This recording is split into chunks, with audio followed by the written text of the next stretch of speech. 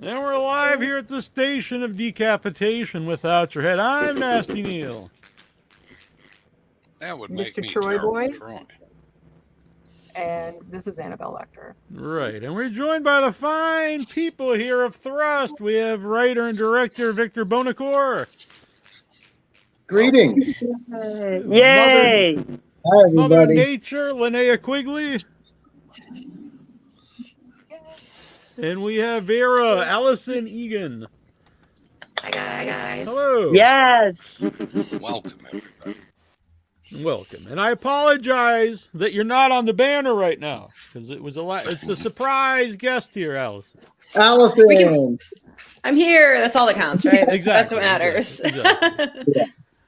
So, for people not aware yet of Thrust, give them an idea of what they're in for, Victor. Oh, okay. Well, Thrust is a post-apocalyptic dystopian society where, like, we're living in a world where basically men have destroyed everything. So, like, the world is shot like they are doing, right? And it's kind of like a where we're headed movie. And, crazy, awesome, badass lady gangs have taken over and they're running shot over this world. And they're kind of just hanging out. There's different gangs, and then there's the last absolute scumbag alive. This guy named Dirtbag Mike escapes this like prison/hospital, and he's on the run, ready to slice and dice everybody. And then our two leads, Aloe and Vera, Allison plays Vera, and Aaron Brown plays Aloe. They go on a journey and to try to kill the last scumbag. Scumbag Mike is a great name, by the way. What is? Scumbag Mike is a great name. Oh, that should be the sequel. Yeah, Scumbag Nick. Instead of Dirtbag. Dirtbag. I'm sorry, Dirtbag Mike. I got my dirtbags and my scumbags confused. Either way, it works though. So, yeah. Allison, how did you get involved? Well, Victor and I had wanted to work together for a while. I was of his a number of years ago, and it kind of fell through or whatever. And he asked me, I don't know, about like 7 months or so before we started filming. I was actually supposed to be a completely different role. And what was it about like maybe a month before we started filming, you asked me to play Vera, I think. So, so it was, I was already going to be in the movie, but I certainly was not playing one of the two leads. And I'm really glad that it worked out the way it did though, because we would have had a much different movie had other people been cast. And I think everything worked out exactly the way it was supposed to. So I'm still very happy that I was asked. Well, what made Allison write for Vera, Victor? What made her write for Vera? She's got so Allison to me, like, she acts great with her hands. She's very animated, and I thought she'd be and I love that, and it's just part of her personality. And I thought that'd be great counterpart to Erin, who kind of like the more chill stoner one, and it worked perfect. Their chemistry is kind of immaculate, and I've known Allison for a while, and I've wanted to, like I said, the other role was also cool. The other role, actually, Ellie Church ended up taking over that Allison was was going to do. But then Allison just, it was when I said, oh, she's going to be Vera, it was just perfect. It was just like, okay, that it is meant to be, kind of. Without sounding corny, that's it. That is how it felt. Yeah. And how about Linnea? Now, how did you get involved in all this craziness? Oh, well, I've known Victor since he was 15 years old. I'm saying that to embarrass you. But anything Victor does, I'm in. And he asked me to play Mother Nature a long time ago, and I said, yeah, I'll do it. That's all you needed to know. Involved. Right. Exactly. I don't know. That's all I needed right from the get-go. Boom. What, having Linnea in it? And Mother Nature is not what people hear Mother Nature and it's all. No, that's not. She's badass. She is. I was just thinking, she is badass. She's just got like that man, and it's just awesome. She's got her little dirty dog, Yes. Oh yeah, and a great costume. Oh my God. Yeah, shout out to Batanya Grant who did all the costume stuff. She nailed it. She's amazing. Yeah. Yeah. And like when we shot Linnea's stuff, that was the only stuff we shot that wasn't in Dayton, Ohio. Everything else was in Dayton. That stuff we had to go to the Poconos and shoot. We had like a day. Like Linnea was doing 2 events back to back at the Mahoning. I think I'm saying it right. The drive-in in Pennsylvania that does all the cool stuff. The Mahoning drive-in, I think. And Linnea, you were doing what, like a VHS thing and then something for Joe Bob, I think? Exactly. You know it better than I do. Yes, I was doing a VHS and then Joe Bob's show. Yeah. And then in the next weekend, we were able to get Linnea in, and it was like a thunderstorm, and we had like 4 hours of time that we could film, and we did it. And a lot of that goes to Linnea just being a trooper and, you know, running around the woods with us, and it's awesome. Yeah. It was fun. It was so fun. You did a stunt double in this. Oh, in that scene? Yeah. What scene is this? In the dirty dog scene with Linnea, there's a scene where somebody gets picked up and they get thrown off a bridge into water. I mean, it's not like super high or anything, but the guy didn't want to do it. So, yeah. I just put on the stuff and threw in, you know, not going to make someone do something they don't want to. So I was like, God, and you could clearly see my tattoos when I'm getting thrown in the water. That's all right. It works. So how did it come about? Linnea knew you since you were 15. Was that on a movie, or what happened there? I was a little fanboy. I was a big fan, and I flew out to, I don't remember which convention, but I flew out by myself from Long Island to another state, and I like was the first one there. I was like 15, and I just met her, and then like. I think you had like a website fan club at the time or something. Yes, I did. Oh my God. I was like a part of that. And then we just remained friends forever. And then I went to film school and I made a film in college. And I was like, would you be in this? And she was all about it. And I wrote it for her. And then we've been working together ever since, basically. That was pretty, right? Yes, pretty. Oh, that's Yes. Can people get that now? No, but I think I am going to release it with when I do Blood Wings. I'm going to release all my good, because it's really good. That was a very heartwarming story. Yeah. Yeah, 15. So it's a pretty. I am 39 now, so that's a long friendship. Wow. Yes, it is. Yeah. Same age as Linnea. Yeah, right. Exactly. I haven't known him that long. But I always liked that about you, Linnea, not to see here, but you're always working with young and inexperienced directors and stuff, and you genuinely seem to enjoy it. I do, especially when they're cute, like Victor. Well, I did meet Victor in person, so yeah, he's a cute man. Yes. Buttering me up. So, Allison, had you worked with Erin before? Are you friends with Erin? Did you know her, before doing the movie? No, not at all, actually. We met the first day of filming. I'd never met her, never worked with her. I mean, I knew who she was, obviously, but yeah, as soon as we met, it was just like instant chemistry. Like we got along right off the bat. And when we weren't filming, we were, pretty much spending all of our time together, outside of the movie because of the movie, but we still like established a really great friendship and we have a lot in common. And yeah, no, she was awesome. And that definitely, I think it translates to the movie quite a bit. Yeah, definitely. Before you mentioned chemistry, it's you have an amazing on-screen chemistry. It feels very natural. Thank you. Even though the movie is totally outrageous, the two of you have a good on-screen relationship. It's really, really good. I really enjoy it. Oh, yeah. Thank you. Yeah. And you are also, I was going to say before, we talked about Linnea's Mother Nature badass. Your character is also super badass. Oh, yeah. Well, yeah. I appreciate you saying that, though, Annabella. It's Annabelle or Annabella? Just L. Just what? Annabelle. Annabelle. Oh, okay. Annabelle.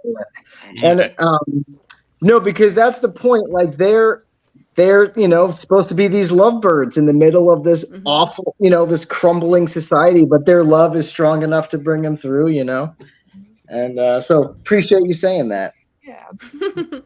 Now, I know when I talked to Aaron before the movie was made, and the original, title was always Strauss, but then it wasn't End of Men. It was the shit fucked via love story. So I don't think has that just totally been dropped, and was there just maybe that doesn't fly on a DVD cover? Or?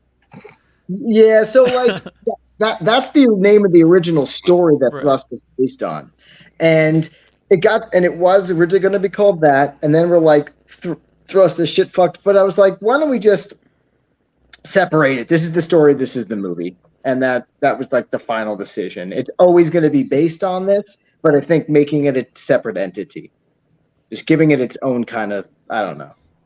Yeah, and just Thrust just is like that's all you need.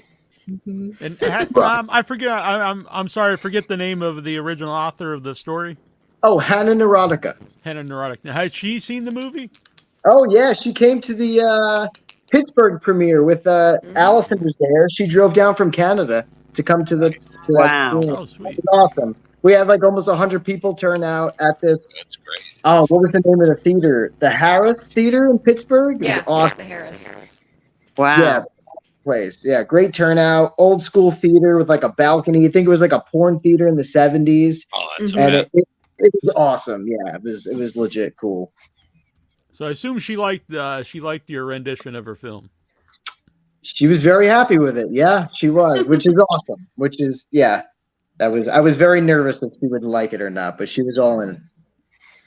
Linnea, what did you think the first time you saw the finished movie? I was like blown away.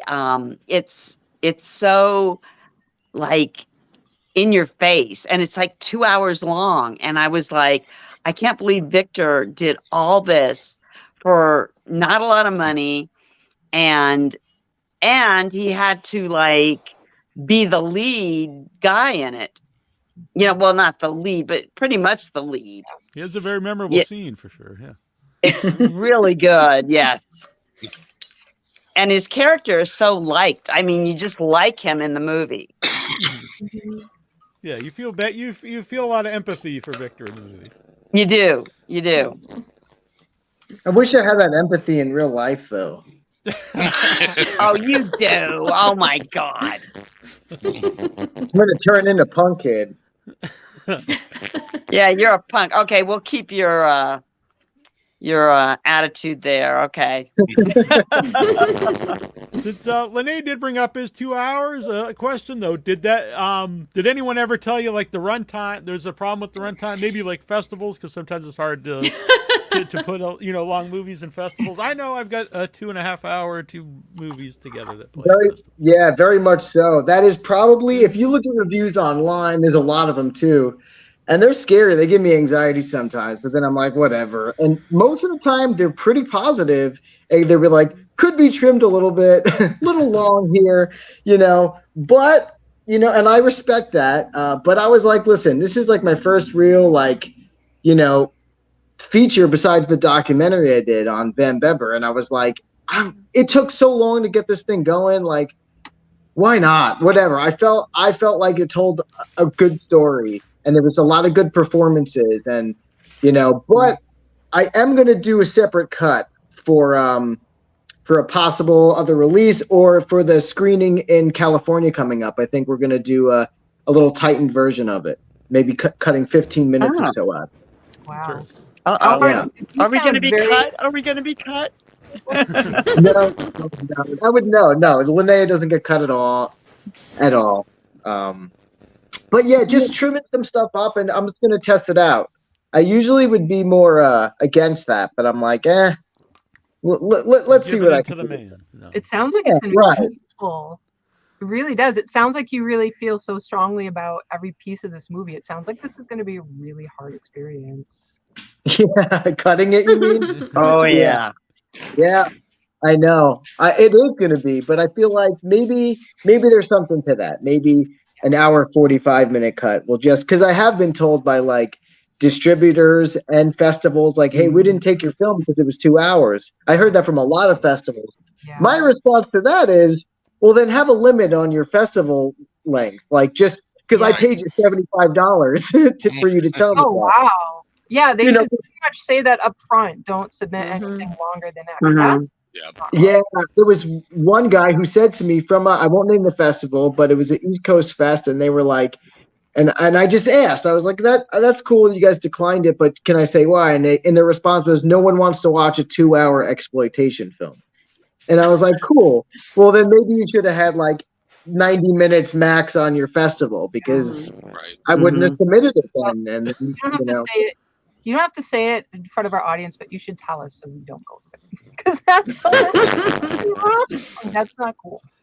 Right. So yeah, that is the biggest complaint I get, actually. But then like Terrifier 2 is like 2.5 hours. 2.5 hours, yeah. Which I it's actually 2.5 hours. Oh wow. Yeah, I thought it would be a problem, but a lot of the things like that, I think people just, the distributors stuff, they just go by these preconceived notions that something can't be this long or whatever. But I don't know if the audiences always agree with this, because the Terrifier 2 did huge. I mean, that's the reason why we've seen a lot of independent horror movies getting theatrical released.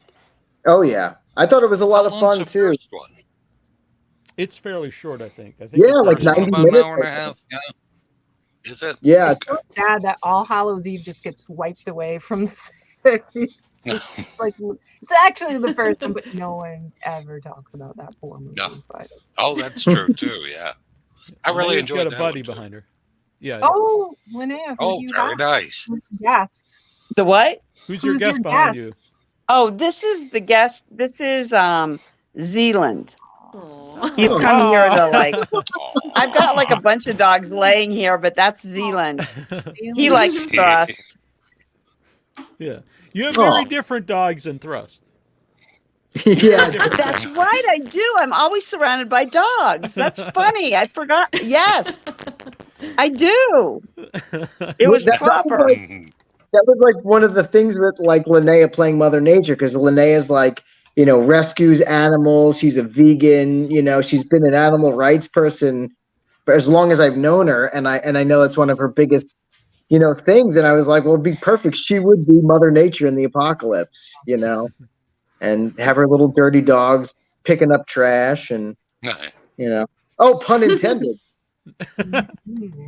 Trash. Anybody get that? Yeah. So, Allison, Really? when you get to see the movie, did you see it before you saw it with an audience, or was that the first time seeing it at the premiere? I actually did get to see it before the final cut. It was about a year ago. It was our birthday weekend, Victor. So it was like the first weekend in May last year. And that cut, what was that? Like fucking 2 hours or something. It was a lot longer. So then when we did see like the act, yeah, it was long. So when we saw, we actually had like Thrust weekend and went down for the like formal premiere, I was like, I have no idea how he's going to trim 45 minutes off of that, because to me, it all seemed very vital and important to the film. So yeah, seeing the final cut though, it was like, there's some stuff that it was like kind of sad to see it go, but he did such a good job editing it down. So, but yeah, we saw the, I think it was like 2.5 hours long, I think. Yeah. Wow. Mm-hmm. But I invited like 10 or 11 people involved in the movie to like to watch it on a movie theater screen and just give notes and give me where can this be cut? And it was very, very helpful, very useful, very constructive. And I'm going to do that every time, because it's good to get other eyes on it I would assume, especially if you're editing your own movie, because you probably also have like the memories of making, shooting it, and so maybe that means something to you. But does that mean something to the actual story or not? It's probably hard to watch. We're attached to that, but yeah. Absolutely, yeah. There's things that like you cut that you're like, but we did all that to get that shot. But then it's like, but then it doesn't work. It doesn't work. You got to. And not everyone watching knows that. So exactly. So you make it a special feature. You make it a deleted scene or something. Yeah. Oh. Which, by the way, I'm sorry, Troy, were you saying something? No, I said I'm good with that. Always big on special features and bonus footage and things. Always good. I mean, that's a big selling point nowadays. You know, not everything gets a physical release, so when it does, it has to have a lot of cool stuff on it. Yeah, that's true. Mm-hmm. It was prominent over at help me with the name. It's not Vinegar Syndrome. It's Terror. What is it, Victor? Oh, the company that put it out? Yeah. Yeah, it's Culture Shock, which is a partner label with Vinegar Syndrome, actually. Okay, with Vinegar Syndrome. It was like prominently displayed in their store. It was like amazing. Oh, and the art, Vinegar Syndrome's got a store in Connecticut. In the archive. Nice. Yeah. Yeah. Oh. Yeah, that was awesome. I've seen a few people get copies of it there, and it's awesome to see that. Yeah. We have a lot of special features on there. We have a 3-hour behind the scenes. Wow, I like that. Yeah, just kind of fly on the wall. Like sometimes we'd bring the camera to set, and there was like, somebody there if like, that just wasn't doing anything. I'm like, do you want to shoot behind the scenes? And they were gung ho to do it. We'd give them the camera and they'd shoot. So, wow. Yeah, a lot of stuff like that, like music stuff and a lot of interviews and short films. There's a short film we did on there too. So yeah, I love behind the scenes stuff on Blu-rays and stuff. So I was like, we have to give them a bunch of shit, Yeah. And commentary track, Allison, you did the commentary track with Aaron. Oh yeah. Yeah, that was fun. I think we woke up and we each had about like 1 cup of coffee and we're like, okay, let's do it. And our number 1 rule was we need to be nice. We just need to be nice and not talk shit about anybody. But it was fun. It was a good time. When we were done, we were both like, we could have done so much better. But I think we did a good job though. So when you go into that, like, what is there a lot of preparation, or you just sit down and let's talk about the movie as it plays? We had both already, how many times had we seen it? Maybe 3 or 4 times. And Erin had probably seen way more than I had because she did so much of like the, working on it with Victor and stuff after we were done filming. But we'd already seen it a few times. And I think we like wrote down some notes before we jumped into it. But we're like, let's just watch it. And yeah, the commentary track is actually really entertaining for me to listen to though, because it was a good time. I'm a big fan of commentary track, so I was excited that it has a commentary track. And it was cool. And like when we did it, remember I had to go to work, and I was like, I set up like the stuff in my bedroom, and I was like, all right, I'm starting this, press record, I'm leaving, and I left. I didn't want to be there. Yeah. Yeah, and Will took Riley to go get like lunch or something, so that way the house would be like nice and quiet. Yeah. Yeah. Yeah. No, it was perfect. Worked out great. And people know I'm also a big wrestling fan, so that we have wrestling in for us as well. Oh yeah, we do. That was like wrestling's cool. Yeah, I love wrestling, and we had a lot of wrestlers in the movie playing non-wrestling parts and playing. There's a wrestling gang in the film, and all wrestlers, real wrestlers in the gang. And then we have a few other wrestlers who played side characters, like Queen Aminata played Summer Eve, and then Aaron Williams played Pappy. And neither of them had ever been in a movie before. They were both in my short film, actually, Triangle. But other than that, but just from filming their matches and their promos, I was like, they can act. I mean, they're great. And they're built-in stunt people, too. And isn't Pav also? Oh yeah, Pav, one of the cops. He's a wrestler too, and he'd never been in anything. And they just all have big personalities, and I think wrestlers always make great actors. Yeah. I mean, Roddy Piper is the man. Yeah, exactly. The movie's got a Quentin Tarantino is like thing going on with it. It reminded me of Kill Bill. Oh. What did Thrust? I love that. Yeah, Thrusted. In what way?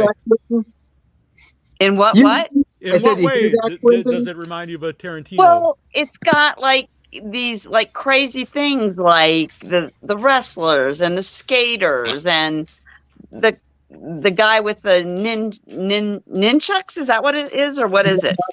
Yeah. Nunchucks, okay, nunchucks, whatever.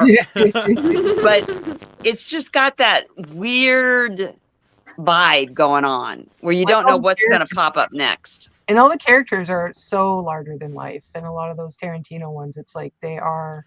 Yeah, even the smaller characters. They are going on for them, but they're ridiculous in their own way. Yeah, you're right. That's a good analogy. That's the thing. I wanted even the small characters, the little side characters, to feel important and to feel big. Like, even if they're not super important to this story, I want them to feel important to the world they're living in. So you get a glimpse of them, but you know they're important. Mm-hmm. So that's what we were trying to get across. That's a good connection to what Linnea said about a Tarantino movie too, because you know that those characters also live like their own life, so they have like kind of they have interesting dialogue. Yeah, absolutely. As far as the dialogue and when you're filming, is there a lot of ad-libbing going on in set, or is this like all the dialogue really how it was written? What would you say, Allison? I would say it was pretty true to the script, with, of course, like small subtle changes here and there. Like, oh, when I say it out loud, can I say it a little bit differently? But when you're filming, like something it might like, oh, can we try saying this instead? So I would say like there was some ad-libbing, some stuff off the cuff, but I'd say it was pretty true to the script for the most part. Yeah. Yeah. I think we did pretty much stay on script, and just because there is so much dialogue, but then it would be in like the heat of the moment. Like if we're losing song, we got to get a scene in. All right, cut that line, cut that line, cut that line, cut that line. Other than that, a lot cooler the way she put it. But yeah, that was cool. Like everyone that came to play and was like, well, that sounded really dumb. Came to play, but everyone it came to set. Everyone knew their lines, and it made the job easier. It made the movie easier. Mm-hmm. Everyone was got the sense of humor we were going for too. So their delivery was on point. Yeah, I think that's what I'm trying to say. Yeah. And Linnea said when she saw it, she was surprised. You did so much with not a lot of money, and I think so. The locations all look really cool. Everyone's like their wardrobes look cool. I always like the interesting lighting in movies. And also something which I watch a lot of indie movies, and a lot of them don't do this, is the audio is very clear. Like you had people mic'd well. Yeah, we took the audio very seriously. We mic'd, everything was a professional mic, and then we spent like 2 months doing like sound effects and just making sure everything sounded perfect. Because like you do watch a lot of indie films, and the lighting and the sound is a lot of the times not the priority. And, so I'm like, I feel like that's something that might not cost a lot that people could do to help elevate the production value. Yeah, absolutely. That's so true. Yeah. If you're not distracted by bad audio, you might get some other stuff. Yeah. Yeah. I see what you're saying. Yeah. We very much want my movie to sound good and look good. And if people like the story, that's awesome. How about the locations? I assume these are places around you. And did you just like take note when you're around somewhere, like, hey, this would be a cool place to put in the movie at some point? Yeah, a lot of times, like that abandoned school in the movie, that was found. I delivered for Amazon for like 6 months, the worst job ever. And I'd be like driving around in like parts of Dayton I didn't even know existed. I'm like, where am I? And I'm like, well, this is an abandoned school. This is cool. So I take a photo of it and then the address. And then literally like years later, I had saved those photos and I went back there and I was like, this is perfect. And we just filmed there. And so a lot of them are just like driving around. And then over COVID, when it was like lockdown, I would look for interesting things to do with my kid and like take her out to fun places and like weird. So I'd read like the Weird Ohio book, and it would have like this strange place, this strange house, and we'd go and like look around, and then half the time I'm like, oh, that'll be a cool shot. So yeah. Yeah. Is it that where Triangle, like where you made Triangle was during COVID? Yeah, exactly. That was that was like pre-vaccine COVID time too. Triangle. Yeah. And we Which shot is, that. for people don't know, that's a short film that's also on the Blu-ray. Sorry to talk over you. Oh no, you're fine. But yeah, that's on the Blu-ray. Yeah, we shot that at the Temple of Tolerance, just this guy's backyard in Ohio. It's insane. His backyard is named the Temple of Tolerance? It's named the Temple of Tolerance, and this guy built this like hippie temple in his backyard, and you could go whenever you want and walk around. And I was like, this is unreal.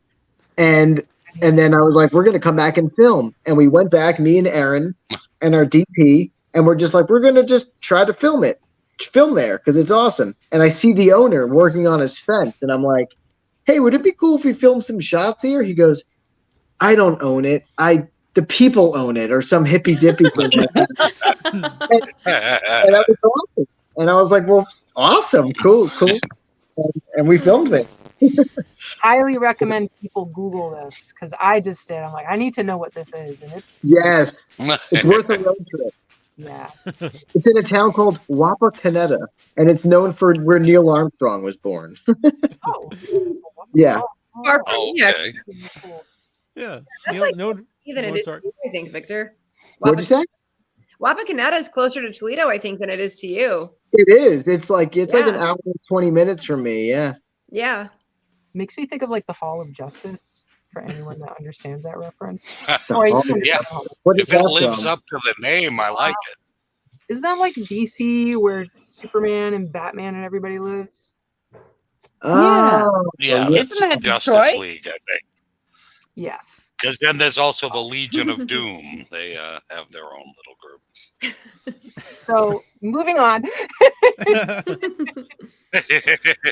Here in the chat, Marcia Miller, what was everyone's favorite part during the actual filming of the movie? Hi, Marcia. And she said hello to your dog as well earlier. Oh, good. Okay. Zealand says hi back. So, Linnea, what was your favorite part of the actual filmmaking? I think just when I got hit with the bottle and fell down, it was really fun to do that because the bottle really broke on my It didn't break. I mean, it didn't break. It was it just clunked my head, which was kind of funny. Remember that, Victor? Breakable glass. It was sugar glass, but it shattered. Yeah, for sure. We're just laying on the edge. This will break eventually. Yeah. Yeah, it's like okay. Well, I think it hit you had that. These head didn't you have a headdress on? Oh my God! Yeah, that was hard. I think he was trying to hit the headdress thing on. Yes, he was. Instead of hitting my head.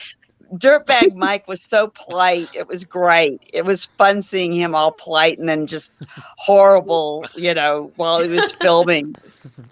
Polite Mike. Yeah. Yes, he's a really polite guy.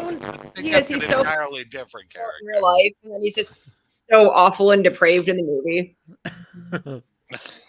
Who did we just see, Allison? We just saw your friend here. This is Webster. He's my little black kitty. Oh. Yeah, Hi, he's my little Webster. Halloween boy. I knew he would eventually make it on camera. Here he is. And so, for you, Allison, what was your favorite moment when you're filming the movie? I have thought a lot about this, and people have asked us this, I think, at every premiere, and my answer, I think, changes every time. But I don't know. I really did enjoy filming the lake scene. I thought that was really nice because we were in the middle. Is it a state park, Victor, where we did that scene? Yeah. It's a state park. It's a state park. So, Wow. we got naked in a state park. Yeah. Yep. And we got there super early, when it was the sunrise. And I was completely terrified. I'm like, that water is going to be so cold. It's going to be just absolutely miserable. And it was so nice and warm. It was really nice. And then I think we ended up, we're like, okay, let's wrap it up. Because we could hear people talking and dogs barking. So we're like, people were starting to come to the park and we're like, we don't want an indecent exposure charge, so let's let's wrap it up. But yeah, that was a really fun day. That was a fun time. That, and I think, I don't know. It was also really great, like being around with like the wrestling scenes and stuff, and you know the roller derby girls are awesome. But yeah, the wrestling was also that was a ton of fun. How about I think that's my favorite stuff. Yeah, I think the wrestling day was so much fun because we lost the location like 3 days before filming, and then we had this other great location, and we're like, let's just get a U-Haul and bring the wrestling ring to us. And that's what we did. And then I know a lot of wrestlers, so I got 2 wrestlers to like put the ring up. And you know, a lot of times that's like a lot of people are doing that. A lot of the trainees will put the ring together. That'll be like 15 people. This is two dudes did it. Put the ring together, and then we filmed like 3 matches in the middle of nowhere. It was like, that was super surreal, you know. That was so much fun, and I feel like everyone was there, and things were like vibing at that time. Like all the actors, and you know, that was a good time. That was probably my favorite stuff. We got Holly Go Frightly says she misses Linnea, and she also had a question. Tell Holly, I miss you. And how did the Midnight Creeps get involved? That's an awesome question. They are a band that I loved when I was, again, like the same age like I met Linnea. Like when I was like 15, 16, I loved this band called the Midnight Creeps, and they were from Rhode Island, but they would play in Long Island all the time. They would like headline punk shows in Long Island. And the lead singer was this woman named Jenny Hurricane, and she was like just otherworldly to me. I was like enamored with her and like scared of her at the same time, and and I just loved them, and I followed them forever. And then as I got older and social media hit, we became friendly, and then I just reached out to them, and I always pictured them having songs in the film, but then I thought it'd be cool if they were the house band for the main girl gang in the movie. And they were done. They drove down from Rhode Island. They filmed in this crazy set where we shot that stuff, and then they built a little mini tour around it and toured like the Midwest after they played our garage that we turned into the punk house. They played CBGBs, I heard. Oh yeah. Oh, really? Oh, yeah, they're good. Wow. Oh yeah, they're awesome. And now they own a bar in Rhode Island, a punk bar called the Scurvy Dog. Oh, Oh, awesome. Yeah.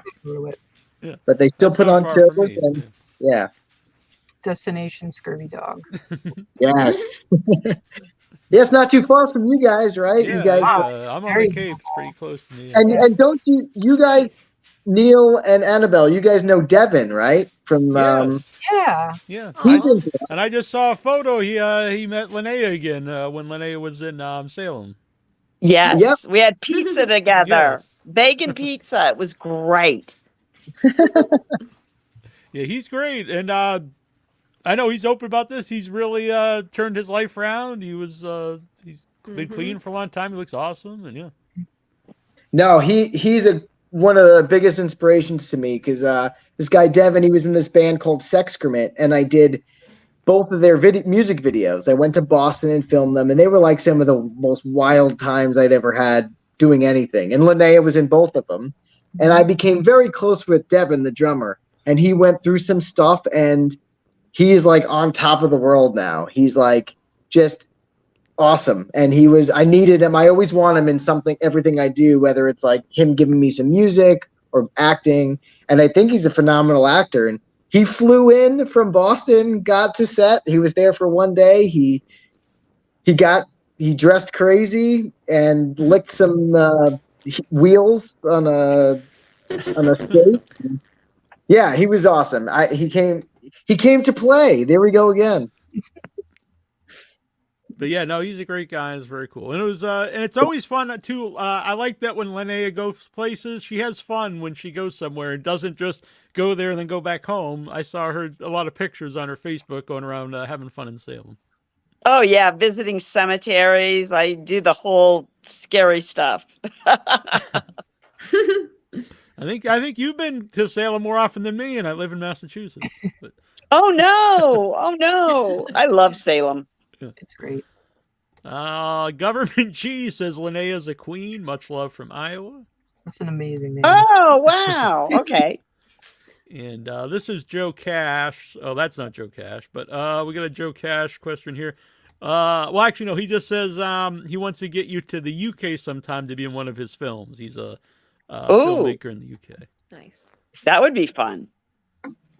Yes. She's got her passport. What was that? Oh, She's got passport, her passport. How about What, you, my Victor? passport? Is that what you said? You got your passport.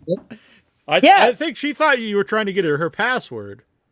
But no, not the password. So, have any of you done any film stuff outside of the country? Outside of the United States, I should say. Who, Allison, me? you're from Canada, right? Allison. Oh, that's right. Allison is from Canada. Yeah. No, I'm yeah, United States, born and raised, but Something Canada came up earlier, so sorry about that. Yeah. Oh no, you're fine. I don't care. But yeah, no, I have not done anything outside of probably the Midwest, actually, now that I'm thinking about it. Mostly like Ohio, Michigan, Pennsylvania, maybe Indiana, Illinois. Yeah, mostly just in like this region. It would be cool to be able to travel though. That would be awesome. I would love that. How do you like your local film scene? It's not bad. I think that the Midwest in general has a pretty decent independent horror, specifically independent horror scene. I've been doing it, which is great. I'm actually filming something, I think next Wednesday, so in like a week, with a local filmmaker. I've worked with him before. So yeah, it's nice, once you sort of like get to know people, everything, it just branches out, and yeah, making connections and stuff. So yeah, Toledo's I don't know. Some of the filmmakers I'm not like, a huge fan of, but yeah, that's, then I go to Victor, so it's fine. Yeah. After you work with Victor, it's like everything else looks like little. Yeah, no, Victor is the best, dude. No, let me say this really quick. Victor is the most accommodating and the most respectful and thoughtful person. When we filmed, and I just want to put this out here too. So there are so many people that worked on Thrust. I mean, there are so many moving parts, and Victor was able to coordinate everybody's travel, lodging, food, then like the actual filming of the movie. It still blows my mind that one person could like really be in charge of doing all that stuff, because I cannot imagine it.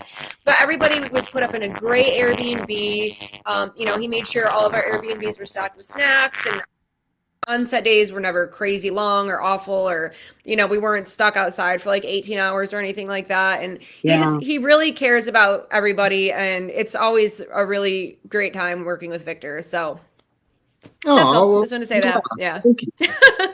You're welcome. That hit me in the heart. Oh. Yeah. That's very nice, which I would think would be important on any movie, but a movie that is, crazy, there's a graphic movie and stuff, so you would think you'd want everyone to be comfortable, making something like this. Yeah. I mean, you would think so, but I've also worked on other movies where there's some, whatever exploitation or, any kind of like, nudity or violence, and other people that I've worked with are not so, I don't know the word. Accommodating. Victor, yeah, that'd be a good word. But yeah, Victor does a great job, and obviously like make sure everybody's comfortable, make sure everybody's doing okay, checking in with everybody. But yeah, no, Victor, he did a great job, and I actually think it shows in the movie. You can tell everybody just had a great time. Mm-hmm. Yeah, the fun comes through when you're watching the movie. Definitely. Yeah. It's not, even though there's a lot of, craziness going on, it's not a feel bad movie. Right. Yes. Maybe it could be given the subject, but yeah. Mm-hmm. And I think it's interesting. Go on, sorry. I want people smiling, having a good time, laughing, smiling, Mm-hmm. and then you grimace, but I want the overall to be fun, I'd messaged Neil. I was watching the movie, and I messaged Neil that if it was filmed in a different way, I could see it being like Eraserhead level strange, but that is not a fun, feel-good movie. No. It's really interesting how I could see it translated into different styles. But like you said, you've got a fun movie. I think people can really get behind it. Check out all the weird characters, and it's really fun. And I think it says so much for you that here are two of your stars, and they were speaking. They could just like say nothing, but or not show up. Not even bring up what you're like to work with, and yet here they are speaking highly of you. That's a lot. I think especially for women working with men. Definitely. That's true. That's true. Not like all men are evil in the world, like as in your movie. Well, he isn't the punk kid. Punk kid. Yeah. Punk kid is like the saving grace, right? And Pappy too. Pappy's more of like the last of the good ones. I like the back patch. Yeah, right on. And I'm like, they need a protector. They need someone that's gonna just, be there to, they're all about it now. Like he's one of those guys. Like I'm all about this. I'm all about the lady takeover. Along these lines, Linnea, if you worked with you don't have to name any names, but if you worked with someone who wasn't respectful and stuff, obviously you probably wouldn't work with them again. But would you is that something you would tell other actors, especially up and coming actresses, like maybe you shouldn't, work for this person? Oh, yes. I definitely would warn them if somebody was not respectful, because that's like a big thing. That's a big thing. And if you're like having to do nudity or sexual content or whatever, it's really important to feel comfortable and not have somebody degrading you. Because mutual friend, Trista Robinson, who's on the show every now and then, but she's very busy right now. Well, good for her. But she looks up to you and always talks highly of you. And I know you always put a good word for her. So, yeah. Oh, yeah. I tried to get her for something in New Zealand. I don't know what's going on. Oh, really? Interesting. Yeah. She's very talented. Yeah. Oh, nice. And, And a cheap plug, you can see her in my movie that's playing festivals right now. Oh, yeah, that's right. That's where I met Victor. Both Thrust and my movie played there. It was very cool at Nightmares. Yes, yes. Okay, cool. Yeah. So Allison, sorry, I don't want to talk with Troy. What do you have coming up? Well, I don't know where Victor went, but he'll be part of this conversation too. But I'm working on that movie next week. It's a local little short film, sort of just like nightmarish. I don't know if it's necessarily horror. It's just it's like an unsettling type movie. But Victor is writing his next full-length feature, and it's called Labor Day. And he's made a ton of progress on it. It's actually quite impressive, but I'll be the lead in that movie. So that's definitely a big project that'll be coming up soon. Wow. That's cool. Yeah, I know. And he always updates me. He's like, dude, I wrote the craziest lines today for you.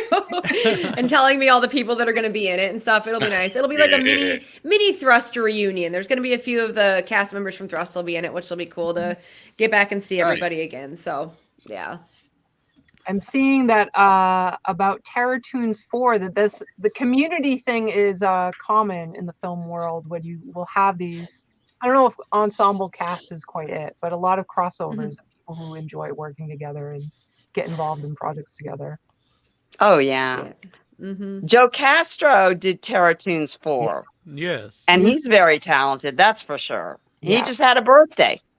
Yes. Happy birthday. Happy birthday, Joe. We love Joe. I think, Allison, you said you just had a May birthday. Victor had a May birthday. Our guest who's coming on after Brian just had a May birthday. Oh, nice. Oh, a lot of I have a May birthday. Very good. Do you? Get out. Really? We all do. May baby. Wow. Yeah.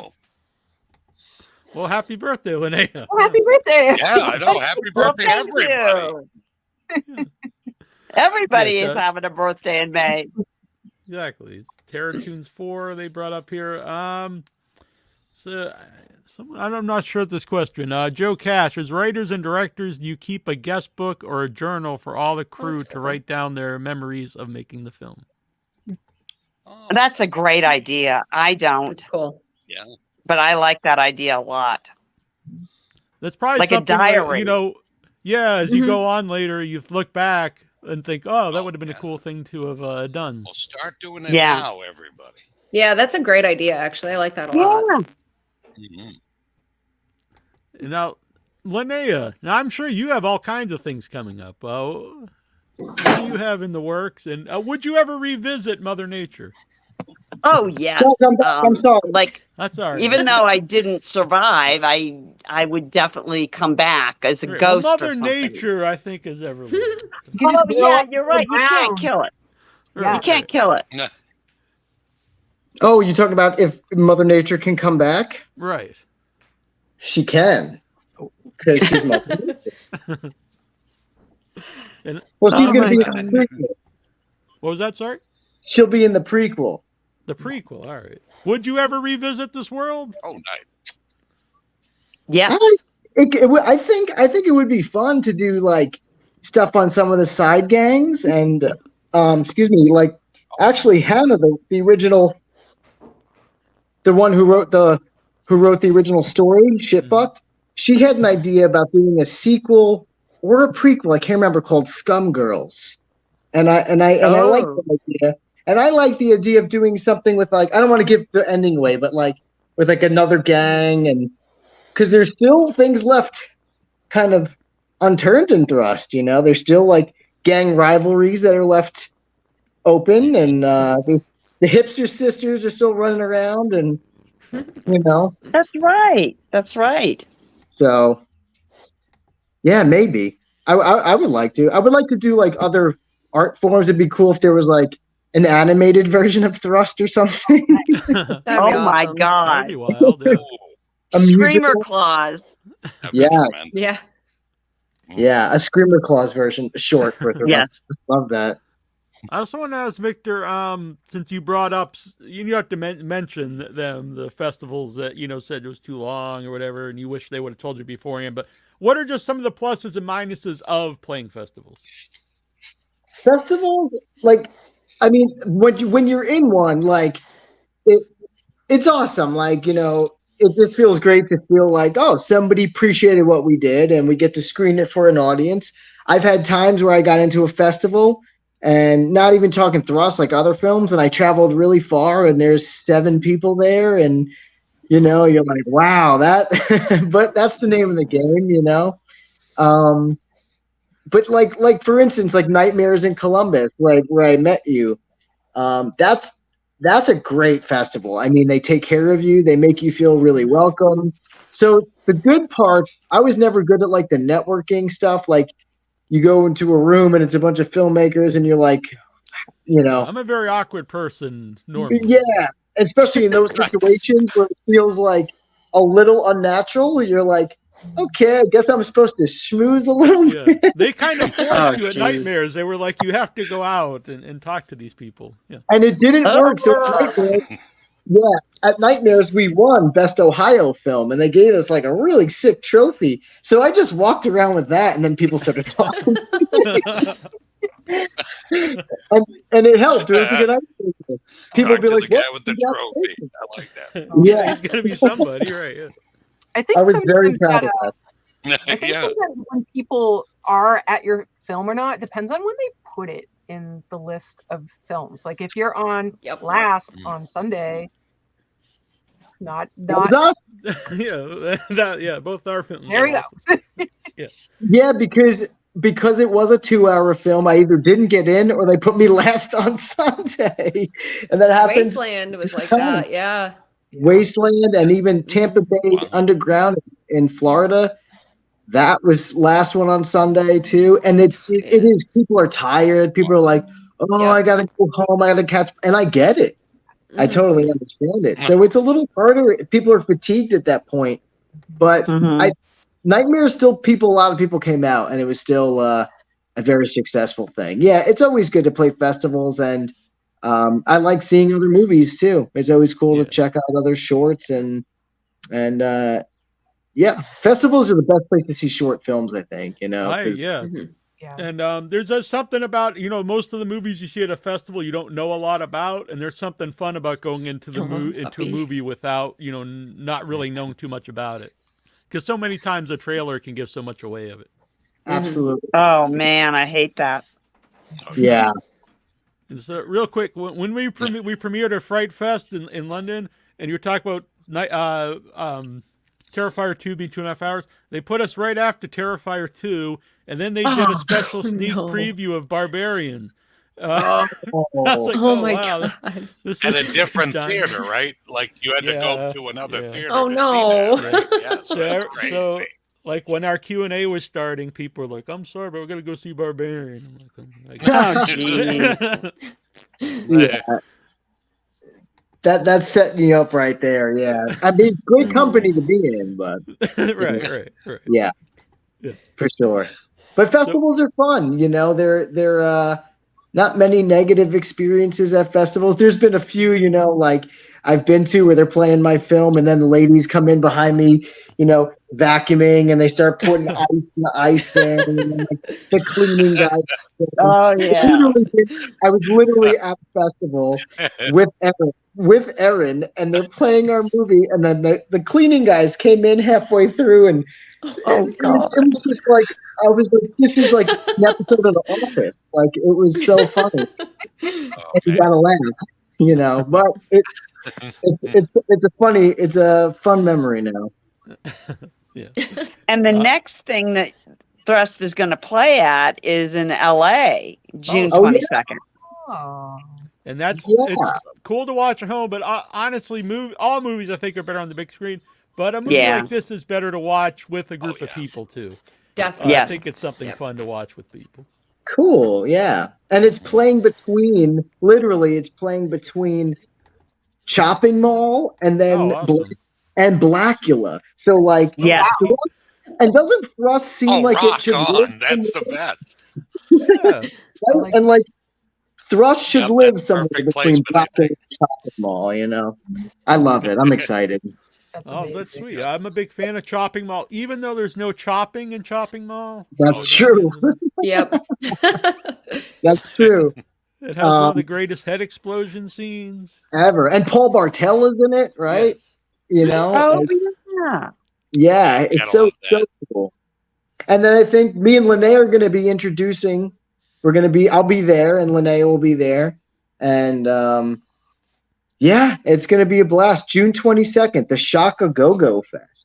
Oh, yeah, in Beverly Hills, no less. Nice. Beverly Hills, that's right. And of course, Allison, I wish she could make it, but Allison's made like 9 of the 10 premieres, so she's she's the queen right now. You know. Yes, that's pretty good. Yeah. Allison came to Long Island with me, and we were doing the Long Island premiere. I came down with shingles, and it was crazy.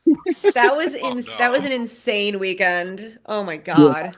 So all the premieres have been fun, and you know, it's been surreal to say the least. Really, like just being able to show people your movie, whether it's 35 or 100 people, it's awesome, and it feels grassroots, you know, too, kind of, you know. So we mentioned, so definitely if you could go to, if you're out in Beverly Hills, go to that. That'll be sweet. And if you're not, still try to find it on the theater. But if not, where can people go to get the Blu-ray? The Blu-ray is available at cultureshock.releasing.com and on Vinegar Syndrome's website as well. Mm-hmm. And in a few other spots. I think it's at the Archive in Connecticut. It's at Grindhouse Video in Atlanta. I think it's Atlanta or Nashville. It's at a couple of the boutique stores. And Toledo too. I found it at 2 record stores in Toledo. Did you really? Wow. Yeah, my record exchange. He texted me, dude, look what we got in. And then there's a record like DVD store called Your Media Exchange, and they have a shop in Toledo and Ann Arbor, and they both have it too. Oh, that's awesome. Mm-hmm. That's awesome. Yeah, it gets around. Then that's a beautiful thing. Like I love it. I love it. Cool. Joe's asking if it's region free, which I bring that up because I did think it was region free. I think I saw that on. I think it is. Yeah. Yeah. Mm-hmm. So because he's in England, so he's wondering about getting. Yeah, right on. Region free for the masses. Yes. Adam the Movie Hunter. Hello to Linnea the Queen. Can't wait for June. He's coming to go see the movie. Adam the Movie Hunter. Nice. Oh, good. Aww. He's going to come to see it. He's coming to see it. Yeah. All right, Adam. So I don't want to give away this one scene. I don't want to give away any scenes, but I just want to bring up, because you talked about the runtime, and I think if you actually cut the runtime of your infamous scene, Victor, it would make it less funny. The point that it goes so long makes it very funny. As opposed to if you cut it down, then it might just be kind of gross. I might Exactly. It was kind of gross, but you know. Yeah, we're gonna extend that scene. Yeah. Oh my God, the extended version. Release the DJ cut. Yes. We'll get that trending. The hashtag release the DJ cut. So anyway, the rest are very cool. I think it really captures kind of like I think it captures the kind of movie you're trying to make, like a classic trauma movie or something of that era. It really feels like something from them. Yeah, a lot of people. Well, thank you for saying that. A lot of people have been comparing it to like Donald J. Jackson or Donald G. Jackson. I might be saying it wrong, but it's the guy that did like Hell Comes to Frogtown. Oh, nice. And yeah. And like people are saying it has that. And I went back and watched a few of his films, and I can see that. I only seen like 2 or 3 of his movies. But I can see it, and it's cool. It's a cool comparison. But yeah, early trauma we get a lot too. We get compared to a lot. Mm-hmm. Yeah, which I think, some people, grew up watching that stuff and they try to make something like that and it doesn't really capture it, but I think Thrust does. Mm-hmm. Well, that's awesome. I appreciate you saying that. So if that's the kind of thing you're into, check out Thrust. Hell yeah, check it out. Yes. Mm-hmm. So, Allison, you've got a movie coming. You're going to start doing a movie next week. And where can people follow you to see what you're up to? My not very curated social media, I guess, if you want to. My Instagram is Holy White Rose, and then Facebook, you can add me. I'm private on everything, but if I like you, I'll let you follow me. And it's just first and last name on Facebook. But yeah, look out for Victor. When can we tell them we're going to start filming Labor Day? Ooh, we can tell them now. When are we going to start filming it? Yeah, we talked when you ran away for a few minutes, but Oh, sorry. We're going to hopefully start filming on Labor Day. Wow.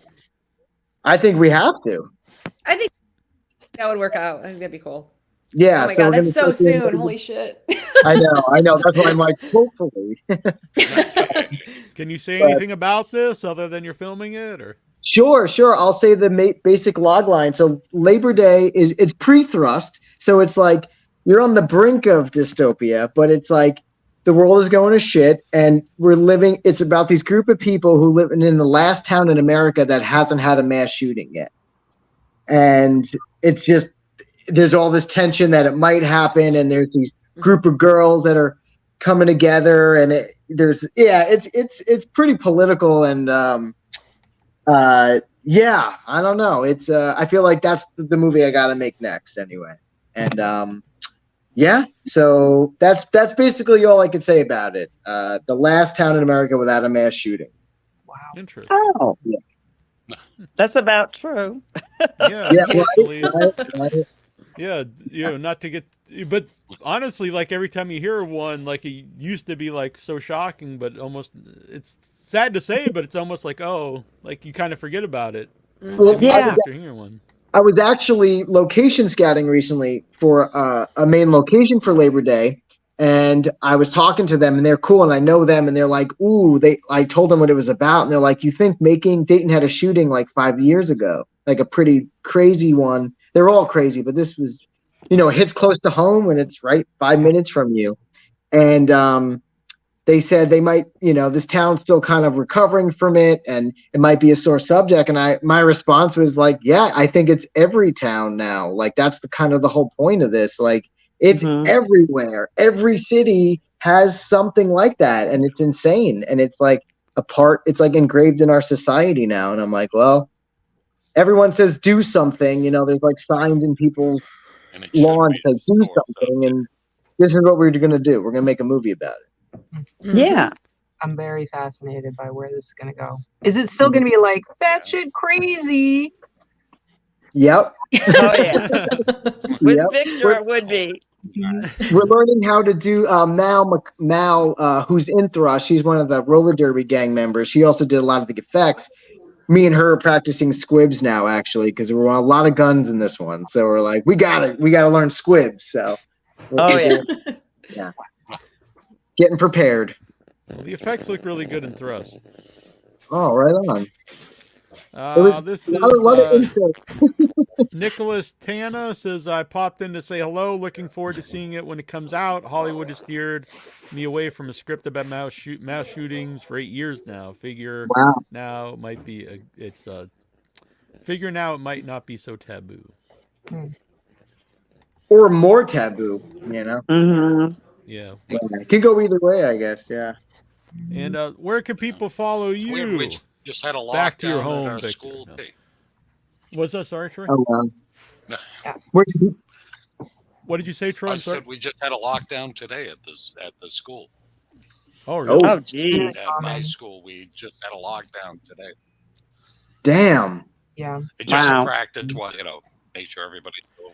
Yeah, it's so weird. Like, when I grew up, you'd have a fire drill, but the idea of having like a drill in case someone comes in and shoots people is just. Well, now for kids, even when they have a fire drill, they don't necessarily trust that it is a fire drill. Right. Which is awful. I know. It's probably like more, it literally probably is like more higher percentage that you have a shooting than a fire in the school nowadays. You know? That's crazy. It's crazy. True. It is so weird. The last big school fire that actually there was a fatality was like 1972. Yeah. I've learned all this strange info lately. That's interesting though.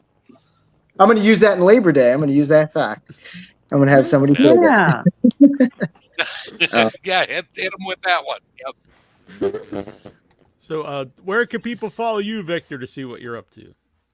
Just Facebook and Instagram. Facebook, just my name, Victor Bonacore, and then Instagram, I go Video Bonacore, and that's it. I realize I've been saying your name wrong for many years. It's Bonacore, not Bonacore.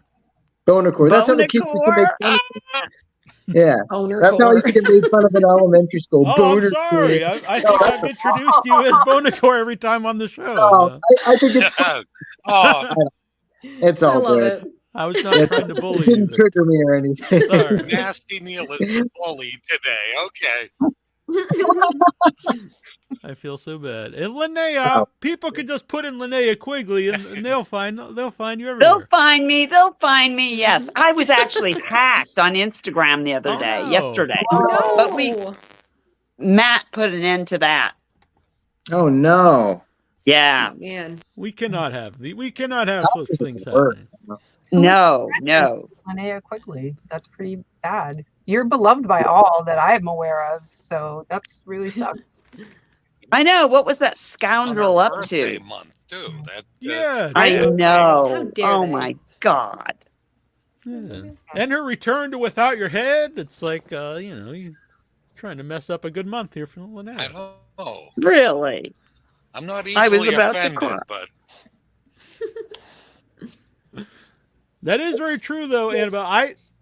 Pretty much everyone I know someone who will say something bad about them, but I don't think I've ever heard anyone ever tell me, "Oh, I don't like Linnea Quigley." No, everyone loves you. Yes. No. Oh, thank goodness. That is so true. Thank goodness. Right? Yeah. Yep. That is nice. That's really nice. There, I think. You're the last. You're the last of the good ones. The last. That's another good title for a movie. The last of the good ones. Yeah. Hey, that's right too. Yeah. Yes. The Linnea Quigley story. The last of the good ones. Oh, that's so cute. That is adorable. Well, thank you all for being here. It's nice to meet you, Allison. Thank you for having me. This was really fun. Yeah, it's good to see Victor and Linnea again. Always. Yes. Thank you so much. This was awesome. Really appreciate it. And my internet cooperated. Yeah, it worked out perfect. Yay! It did. I'm really impressed by the StreamYard. I agree. It works much It's better amazing. for me. It's nice. Zoom is very glitchy for Mhm. me, but StreamYard works a lot better. This was awesome. Oh, yeah. Yeah, it's all web based. We won't go into the technical reasons why it's better, but I agree it's much better. It's been great to meet everybody. Yes, awesome to meet Yes, you. definitely. Yeah, it was Yes. awesome to see buddy. And you too, Troy. This way. Yeah. We're like the Yes, Brady Bunch here. Yeah. Kinda like we're on Hollywood Squares or something, you know. I love It it. is like that.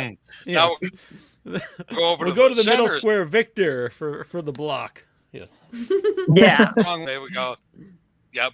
Well, I'm going to go let my dogs out. All These are right. Charles Who South let the dogs out? Riley. All right. Who let the dogs out? Ooh, Go see ooh. Thrust.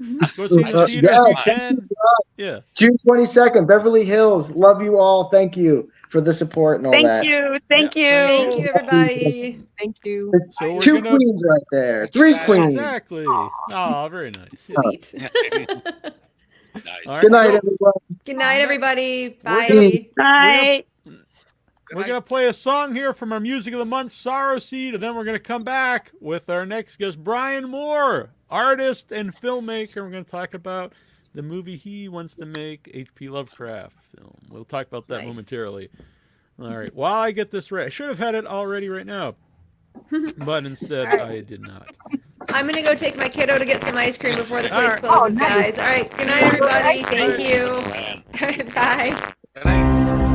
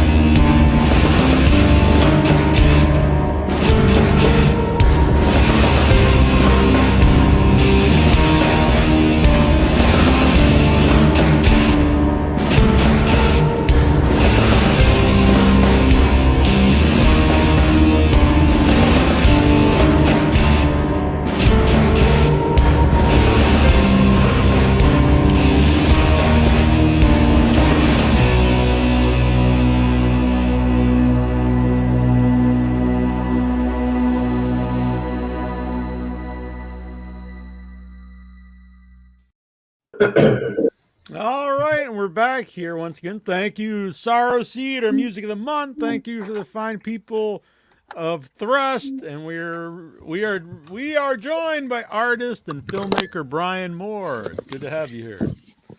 Oh, Frozen. But it was a good Frozen because you're Yeah. smiling. Yeah. Now he's just gonna do that every once in a while, and we'll think he's frozen. So, raising a coffee to everyone. yeah, I finished my tea. You got your started tea? now I've started my coffee. I come triple fisted. Sweet. Annabelle's got her kombucha. Nasty Neil's double fisted, and Terrible Troy. What do you got? We got the blue Gatorade. In a Oh, cup.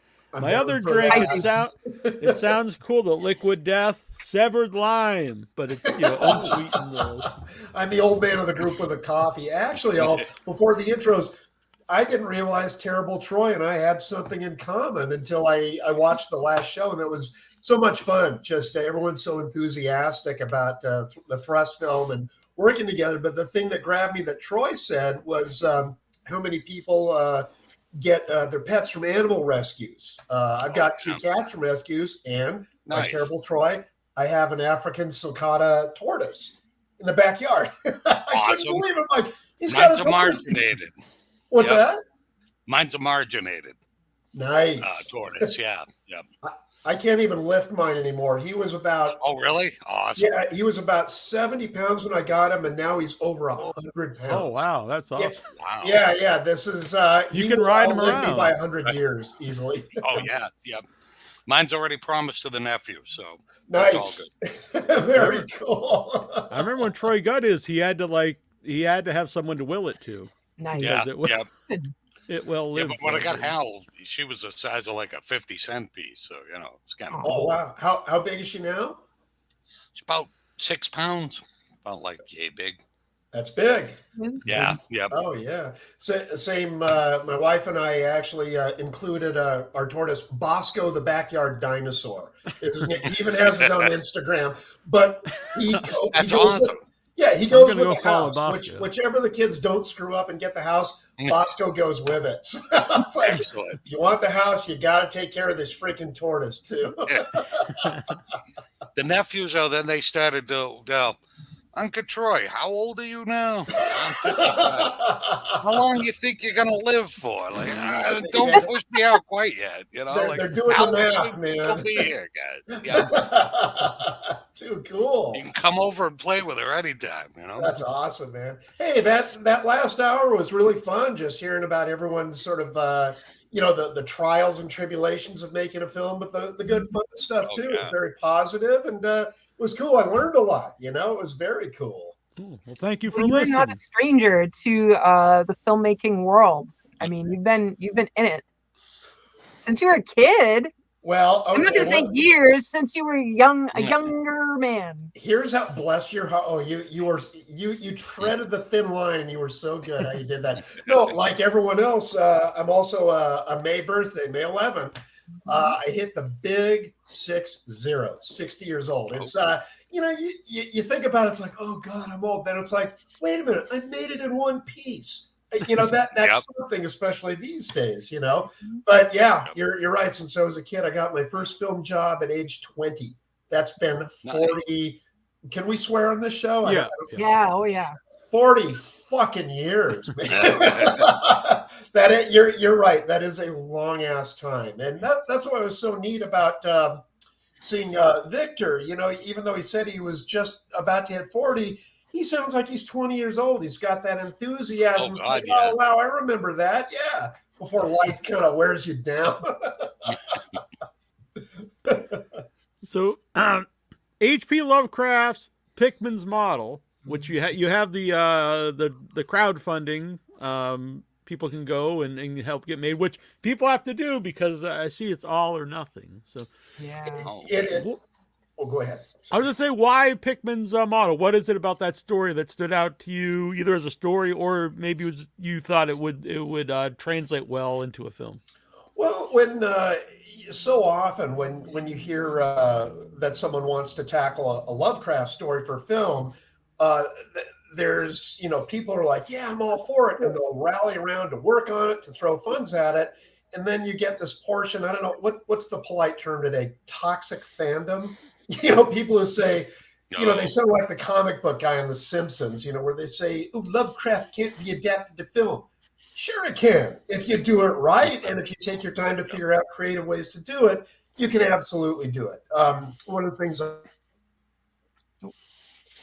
I hear so often is Love couldn't even describe the indescribable, which was so key to his stories. That what's fun about Lovecraft stories is it really goes back to the theater of the mind. What you imagine, each of us imagines something different when you read a Lovecraft story. But to answer your question, Neil, the reason I chose Pickman's model was my first one was, let's see, Cool Air, which the lovely Annabelle Lecter has always been so sweet with leaving kind reviews. You're too good to me. Amazing. But I was trying to show up close to the thing. So. Oh, okay. Can you go back? I'll do it real quick here. Real I'm very quick with this. I'll put it Real between. There we go. I'll put it between the half sheet for Gun Crazy and the original one sheet for Narrow Margin. But there's Cool Air and all the. Let me see if I can figure it. There we go. Look at all that VHS. Oh, Yeah. man. I'm one of those old guys who says, I'll never give up my videotapes. And I won't. Along with physical media. Anyway, Pickman's model. Number one, it's a shorter story. It's two guys in a couple of rooms talking. And that can get real boring real fast, or you can get creative and think, okay, well, how do we make this interesting? So you look at the other things that Lovecraft only mentions in the story. There's a mention of the Salem witch hangings.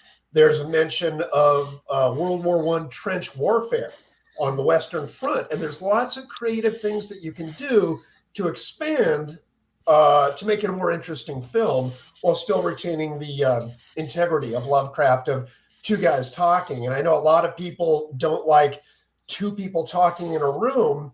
And I don't know if it's more my generation. I grew up watching The Twilight Zone on TV, and there's so many episodes which are literally two people in a room talking for half an hour. My favorite episode of that example is one that Richard Donner directed called Nervous Man in a $4 Room. And it isn't even two guys in a room. It's one guy talking to his other self in a mirror. And the way Donner directed, he got so creative where it's this tiny little flophouse hotel room, but it works. There's never a dull moment in this great episode that just moves. It moves so well. So anyway, my thought is, if you're going to have two people talking in a Lovecraftian sort of parlor in a Victorian house, or an interrogation room of a police station, which are some of the scenes, you can make it interesting if you don't write scenes like Lovecraft wrote them, if you don't have people saying most assuredly and, using this sort of archaic verbiage, you make the characters sound like real people do when they really talk, but you still have to remember this is a Lovecraft story. I'm not writing an O. Henry story or Eugene O'Neill or I'm trying to think of, I think in the last hour, someone mentioned Quentin Tarantino. That dialogue is very emblematic of how characters sound in a Tarantino movie, or the Coen brothers. They sound very idiosyncratic of what those people sound like.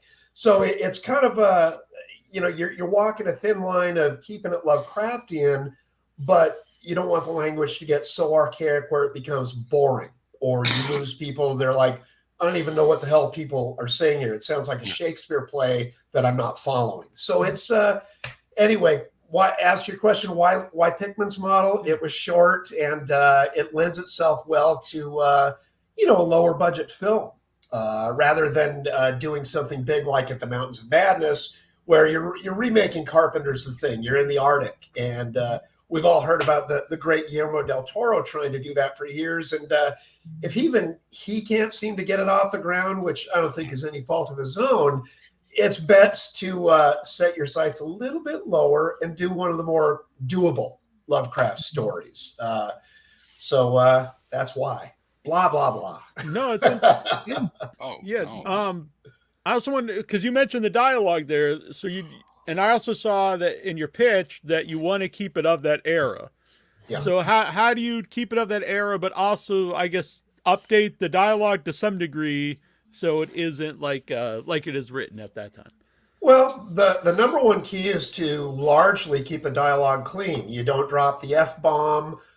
You don't have people saying things like, dude, things that are so common these days. Right. We don't think twice about it, but you think, well, the 20s. And, you also run the risk of you can either have dialogue that makes sense without making it sound like a 1930s noir film. If you've got someone saying, what's the matter, Joe? Sore because you don't got a dame? Falls into parody of those great films, and I love those films. You can see it's You know, I love film noir. So you're consciously trying to adapt Lovecraft without making it sound like, you know, the Thin Man movies or a Cagney film, which those films work so well for what they are. But I think you can have people speaking realistically without getting too tied into a specific decade. You know, for instance, if you have someone saying a phrase that nobody says these days, like everything's Jake, you know, you say that, people are like, what? Huh? But then you look at a few older films, everything's Jake meant everything's fine. But no one says that anymore. So it's like, well, do I put that in there and no one's going to know what the hell these people are talking about? Or do you kind of, you know, get rid of that limiting language? So it's a tough one. I mean, you go with your instinct when you're adapting Lovecraft, and I'm certainly no expert at that. I write what I like and what I think I'd like to watch, and you hope that other people kind of key into your vision too. You know, like I mentioned, Annabelle, she's so doggone sweet for, you know, really putting such nice reviews for Cool Hair on Amazon and other places. Oh, bless your heart. I read that and I'm like, she's so nice, I don't deserve this. But, you know, she's one of the few people who got it, you know, what I was trying to do, or, you know, what I was hoping that I could pull off. And, you know, it's Brian Usna. You guys know him, the Reanimator films and so many great horror films.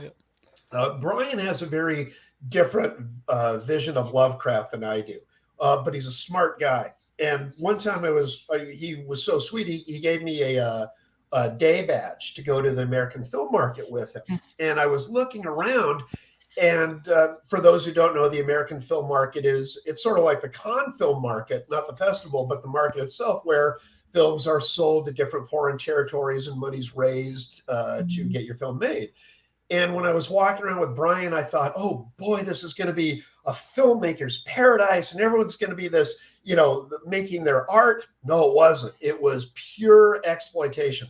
Car crash movies, karate movies, you know, hoochie girl movies and all this stuff. And I walked around. This is the first time I went. I thought, is everyone here making bad movies? And Brian kind of laughed, and I wasn't being judgmental. I just thought the bar would be set a little higher there. And he goes, don't ever assume if you think something is exploitive that it's a bad movie. He goes, if you learn anything here, learn this one thing: there's an audience for everything. No matter what you do, you can make this obscure film that you think no one's going to get, or you can make an exploitation film. The right people who love that kind of stuff will absolutely find it, you know, and I've never forgotten that. And again, his vision of Lovecraft is very different from mine, but you can't deny his vision because it makes money. And that's what Brian set out to do. I don't know if he specifically set out to make the Citizen Kane of horror films, but he's a smart guy. His films all make money. So there you go. Well, I think a lot of Lovecraft, a lot of influences in horror stuff, even if they're not named after the actual story they're based on. Oh, yeah. So, before we get into Pickman's Model More, what are some of the Lovecraft inspired movies you think are like the most successful? Not, you know, they make the most money, but for you, like, work the best. Well, I tend to be a film snob. I mean, I like the good stuff and I like the bad stuff for a very tongue-in-cheek way. Some of my favorite Lovecraft films that inspire me and I can just watch again and again and again, there's a handful of them that jump out. My personal number one favorite is a little-known Canadian film. It was on cable TV called Out of Mind. It's only an hour, and it's on YouTube. If anyone wants to watch it, the full title is Out of Mind: The Stories of H.P. Lovecraft. And it's got this actor named Christopher Heyerdahl. He plays Lovecraft, and I think he was in, was it the TV show Hell on Wheels? Oh, Okay. is that Am I thinking that right? train one? I Yeah, think. I think I remember that. about the I never railroads, watched yeah. it, but I know the show. Yeah. Mhm. That's the I think one. it's a Netflix Yeah, thing, right? right. Yeah, he's in that, but he's in tons of films. Anyway, he does such a great job playing Lovecraft, and the story jumps from Lovecraft's time to the film was made in the very late 90s to these two guys, and it sort of takes bits and pieces of Lovecraft stories like The Statement of Randolph Carter, the Dreamland series, Lovecraft's fantasy stuff as well as his horror stuff. Anyway, that's my number one favorite. The music is good, the performances are good, and the writing doesn't dumb it down. The writing, sets a level of excellence that just, it resonates with me. Next two favorites are my friends Sean Branney and Andrew Lehman of the H.P. Lovecraft Historical Society. They made a version of The Call of Cthulhu. They made it like a silent film of when the film. I've seen that. That's tremendous. Yeah, that was my God. It's so good. I mean, that movie is such a great example of what you can do on a low budget in a certain parameter. And they just flourished. They just pulled it off. It's such a big story when you read it, but they made it work. Their second film was The Whisperer in Darkness, which is a little longer, but again, they shot it in black and white. They just set the bar high with what they're trying to do. So beyond that, I would have to say, God bless him, may rest in peace. Stuart Gordon was one of my mentors, and you can't talk about Lovecraft filmmaking without the great Reanimator. From Beyond is fun, and I thought Stuart really did a great Masters of Horror episode, a Lovecraft story called The Dreams in the Witch House. That episode really, I thought it really nailed the short story with the feeling. It's good. Speaking of which, have you guys seen the new Del Toro Cabinet of Curiosities? I was thinking of that when you mentioned that. Yeah. What's your take on it? What do you guys think? I really enjoyed it. Mixed bag, to be honest. I think it's a real mixed bag. The Witch House one.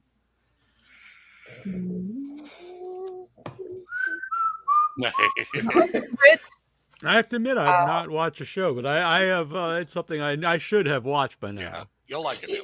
Yeah, Annabelle's right. It's a mixed bag. I think there's about 8 episodes, and everyone seems like they've got their favorite. My favorite was The Murmuring. It's kind of like a ghost story and about child abuse. Really sad. Was that the final one? Yeah. That one is the best one, I think. Okay. Oh yeah, it was phenomenal. That one has the most heart, and it's it was funny. You mentioned, Neil, I'm running the Kickstarter for Pickman's model. This is the second time I've run it, because the first time that I ran it, it didn't fund. The funding goal was much higher, so I learned a lot. But anyway, long story short is I had sent the link and the images of the prototype Ghoul, the Pickman's model, to Guillermo. He's we're not like tight buddies, but we email once in a while. I bug him. It's probably a better way to say it. But he's such a sweet guy, and he was so nice. He goes, I don't know if you knew, but we just did Pickman's model for Cabinet of Curiosities. And I'm, what? And my heart sank. I thought, oh my God. It doesn't matter what I do, because he puts the level of good up there, and I was so worried that I thought, why bother? He's got money, he's got all these great artisans behind him. Oh, and then you saw it, though. That's the thing. Because it's a completely different spin on things. It is, and it was so different. Again, I'm very married to what I'm trying to do with it, and I watched what he did with it. And I love what Guillermo says whenever anyone asks him about films. He says, I don't slam, I support. And that's such a good, polite way. If you're not into something, you talk about the good stuff, because there are good things. His version of Pickman's model photographed beautifully. It's a gorgeous period piece. And you're right, Troy. It went in a direction that was so different to me in my mind. It was almost jarring, because I thought, well, that's not what I'm trying to do. But again, it's like Brian Usna. Everyone's got their own different vision of what they'd like to do, and so it's kind of neat to see the different things other people do. It wasn't at all what I expected it to be either. Me neither. I mean, I think that I enjoyed it, though. I really did. It's good. There's such a great budget behind it, but I think Annabelle, you had said like an old night gallery. Yeah, which again is really cool what they did on Night Gallery for Pickman's model. Very 70s, Oh, yeah. Very universal backlot, but it's fun, and that's the charm of it. I think Annabelle, we mentioned Dreams in the Witch House, and you were like, yeah. Wasn't my Dreams of the Witch House in my dreams, which is I I did think love is their the really Brown difficult Jenkins, thing though. with I Lovecraft. thought he was so cool.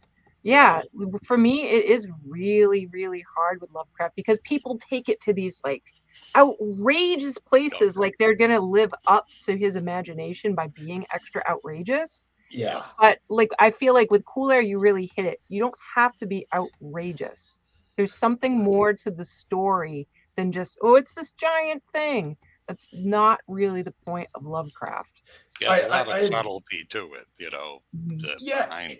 And it's always more of a feeling, and with the Cabinet of Curiosities, Dreams in the Witch House, at first it seemed, okay, this is the story. And then it went off into, like, not Harry Potter land, but it just went off into this, like a fairy tale in the woodlands kind of thing, which is cool.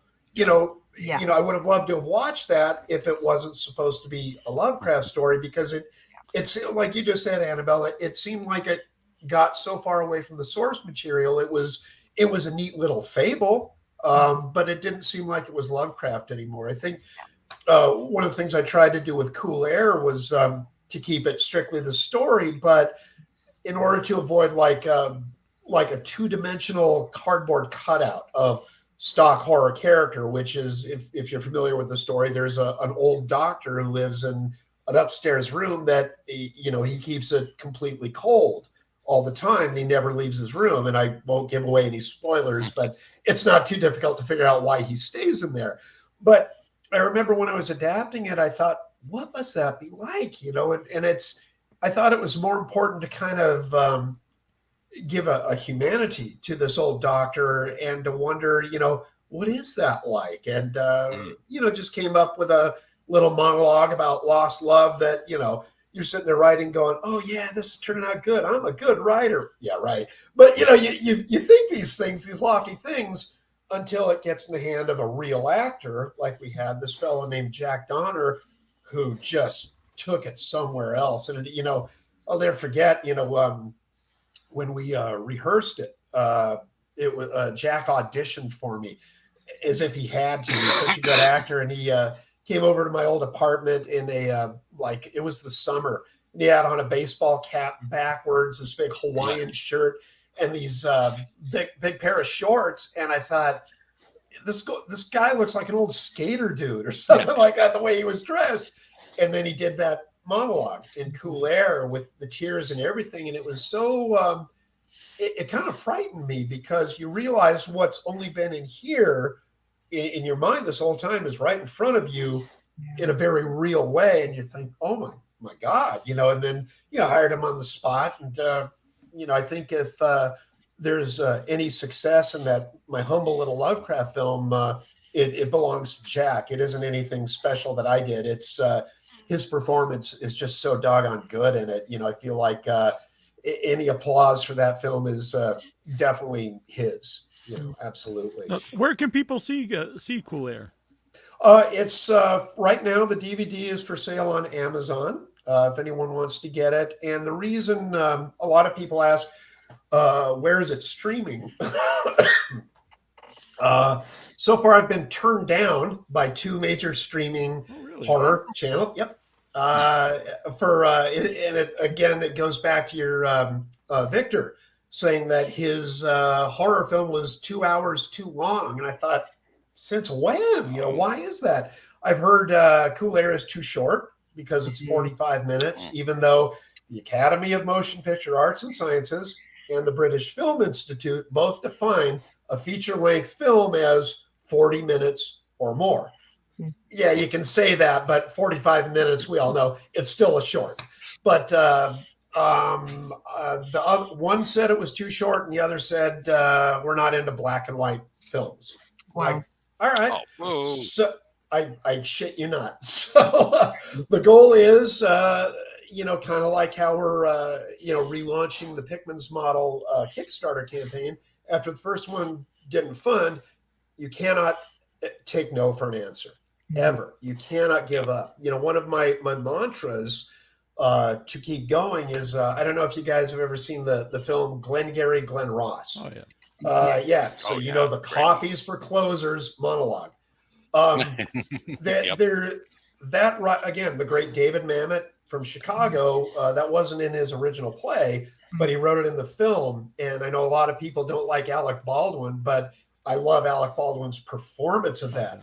He's so good. The first time I saw that, I'm like, oh my God, he's right. Oh my God, the money is out there. And that's, I think largely, that's the biggest struggle for filmmakers today. Not so much putting together a team or sitting down and writing it or getting the word out via your social media. It's finding the money, because you will get told no so many times. It really wears you down. It's so discouraging. And, you know, like we all do, if you work alone most of the time in your cubicle or your office or your spare bedroom with the computer, it's very, that awful insecurity and doubt will just creep over your shoulder and start whispering in your ear every time. What are you doing this for? You're wasting your time. No one's going to back you up. You're never going to find $1 to do this, you know, besides your mom giving you $5 to do it. All that stuff will eat away at you. So it's so hard to be your own best cheerleader. Anyway, the Alec Baldwin monologue from Glengarry Glen Ross, The Coffees for Closers, that just struck a nerve in me, that you cannot ever give up. Even if people keep telling you no, or if someone sees money and then they don't come through at the last minute, that's happened plenty of times to me. I think my story is not unique to me. It's across the board. Every filmmaker, everyone who worked their ass off to get a film made will tell you the same thing. Money is the hardest thing to find. So, yeah. Don't ever give up. I have a question about, so you were saying that here is Cool Air, 45 minutes. You were told not long enough. Mm-hmm. Do you feel like you then need to stretch a movie to somewhere you don't want it to be? Because Neil and I have talked many times about how some movies, they really need to be that in-between space. Oh, exactly. Like not a short, should be not a whatever the length you need to tell a story. Yeah, if they could just have that space to live in, it would be perfect. The answer is yes. We'd even get that with, like, you know, the writers, you know, like what constitutes a short story, and then, you know, if you stretch it out into a novel or something, like, well, sometimes short stories are not novellas or novels of other writers. Oh yeah, yep. Well, here's a perfect example of how that has happened with Pickman's model. I started working on this right before the pandemic. You know, we were all locked down, so I had to stay home. So I thought, you know, long story short is I decided to adapt that one. I had hired a production manager who's worked on a number of horror movies that you've seen. He was recommended to me. Really nice guy, really knew his stuff. And I said, here's my first draft of Pickman's model. He goes, how long is it? And I said, it's 63 pages. And this is what I heard on the phone. Oh, no. And I'm like, dude, hey, you tell me. Yeah, I'm like, it sort of irked me. But anyway, he said, okay, yeah. So already you get discouraged. And it's like, because what Neil said, that felt right. It was as long as I wanted it to be. And I've never been a believer in the old axiom of one script page equals 1 minute of screen time. I think that's bullshit. You can stretch it out or compress it as much as you want. You really can. It's like rules are made to be broken. And I think that's another one that too many people adhere to, that long story short is I just never believed in that supposed rule. Anyway, this guy who was very knowledgeable, I paid him to break the script down and start budgeting. And he did. And he did a really great job. And he says, look, man, this thing's only 63 pages. If you want to sell this, you've got to make it at least 90 pages. And I understood why he was telling me this, because he's basically right. And so I said, okay.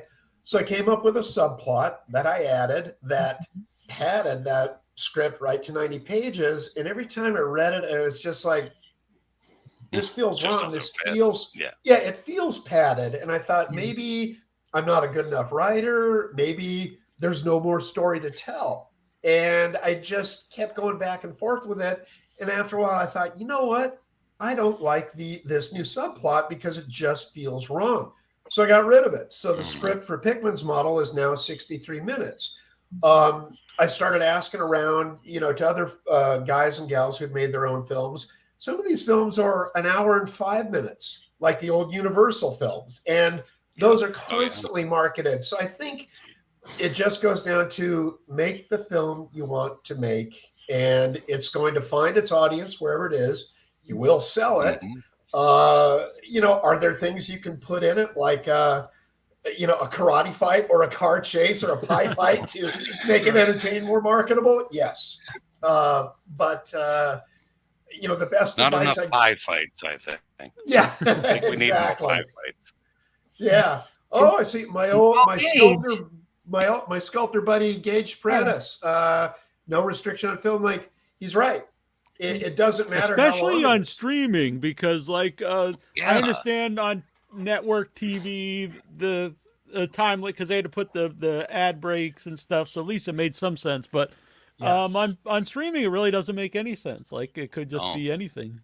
Yeah, absolutely. Everything is different. Not to interrupt you, one of the cool things about cartoon, not Adult Swim, is there's some stuff on there that's like 10 or 15 minutes long, and they don't care about the length of it.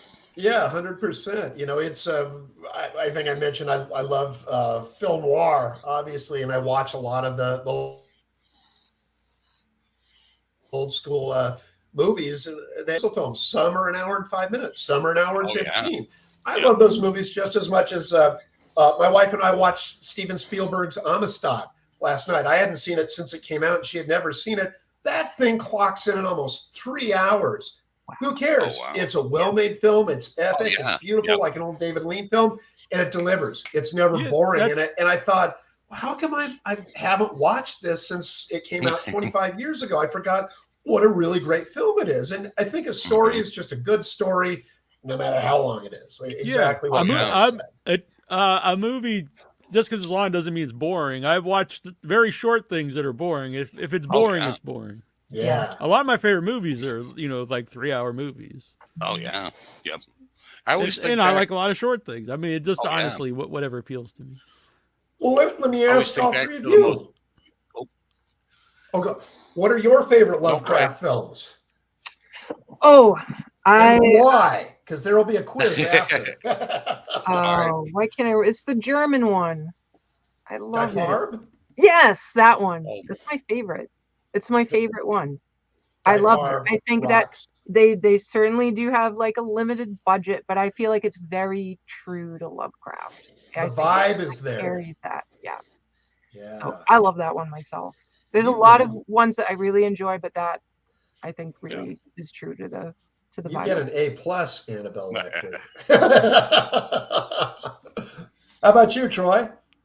I wanted to like Dagon more than I did. I thought it was going to be that movie for me, but it was almost. It was close. They closed in on it, but it just wasn't quite it. I think for me, it's still the Reanimator. I can't get enough of the Reanimator. It's fine. I can watch that movie every other day. I'm happy. It never gets old. You're right. It's very 80s looking, but Jeff Combs is just so emblematic. So perfect, he's like Karloff's Frankenstein or Freddy Krueger. His Herbert West is its own great character. I know what you mean about Dagon. It was it wanted to be a really great adaptation of Shadow over Innsmouth, and it was different. Yep. The soundtrack is so good. I love the soundtrack in that. But it just got mean after a while. Yeah, I don't know what happened. Like, this neat little story just kind of took a left turn, and that guy was very unlikable. Which one? The lead? The main guy, the main dude. I found him very unlikable. He was not a nice. He just was a jerk. He was. I thought he was. Yeah, I thought he overdid it when he says 2 options. We're going to do this or that. It's like, dude, you say that once in a movie, that's cool. Twice, okay, it's clever. 3 times, it's a running gag. Over 3 times, this is just lazy writing. No offense to the writers. It's like, we've heard it enough times where it's the law of diminishing returns. You know, it loses its punch after the second or third time. What about you, Neil? What are your favorite? Well, I have to admit, I'm the only person here who has never read a Lovecraft story, and I'm ashamed to say it. Okay. But, so I'll go into that here in a second. But my favorite is also Reanimator. Now, I have the last few years since I've been walking a lot, last 5 years. I've flown through, I've listened to all the King, not all of them, almost all of them, honestly, all the Stephen King books I never read on audiobook. It's part of how I stay motivated to walk, is I only listen to the audiobooks when I'm walking, and a lot of times it keeps me walking longer I can read more of it. And that's a win. That's awesome. Yeah. So I should check out some Lovecraft stuff. Well, what would be a good one for Neil to cut his teeth on? What do you two think? That's a great question. I would have to give it a shot. Neil. That one's like my favorite Lovecraft story. It's pretty good. Yeah. Yep. You know, my vote would be his shorter stuff, because you're right. Shadow of Innsmouth's great. I remember the first time I tried to read it, and I got so bored by the first 10 pages because it describes this bus ride along the New England coast and this, really run down sort of shanty thing.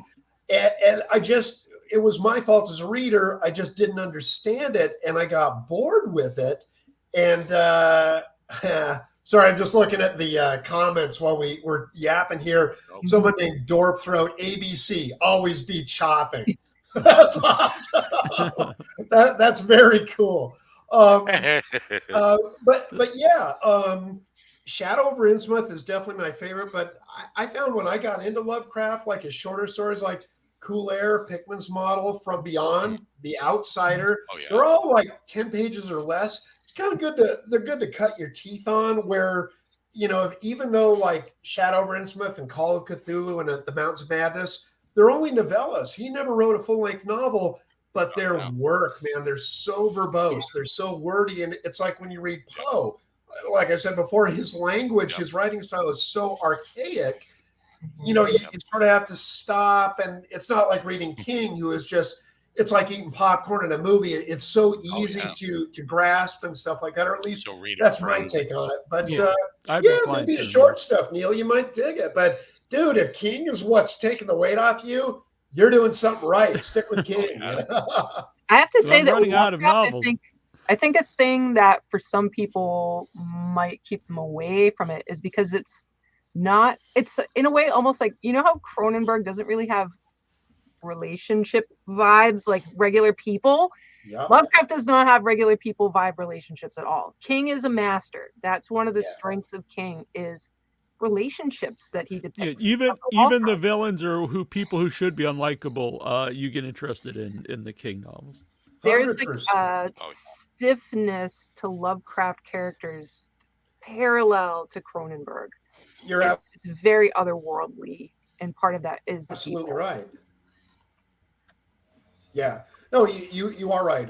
Lovecraft stories, mostly it's usually some narrator who it's like the meme you hear. It's the picture of Lovecraft sort of smirking, and he said, "They all lived happily ever after." Just kidding. They're all dead or insane. That's there's a lot of truth in that. You're right. The relationships that I've gathered are, I wouldn't say they're overtly homosexual relationships, but when you read Herbert West Reanimator or The Statement of Randolph Carter or From Beyond, it's always two guys doing stuff that no one can know about. And I've heard other people talk about Lovecraft. It's like, did he ever write about an asexual relationship? And I'm like, I don't think he did, really. Not healthy ones.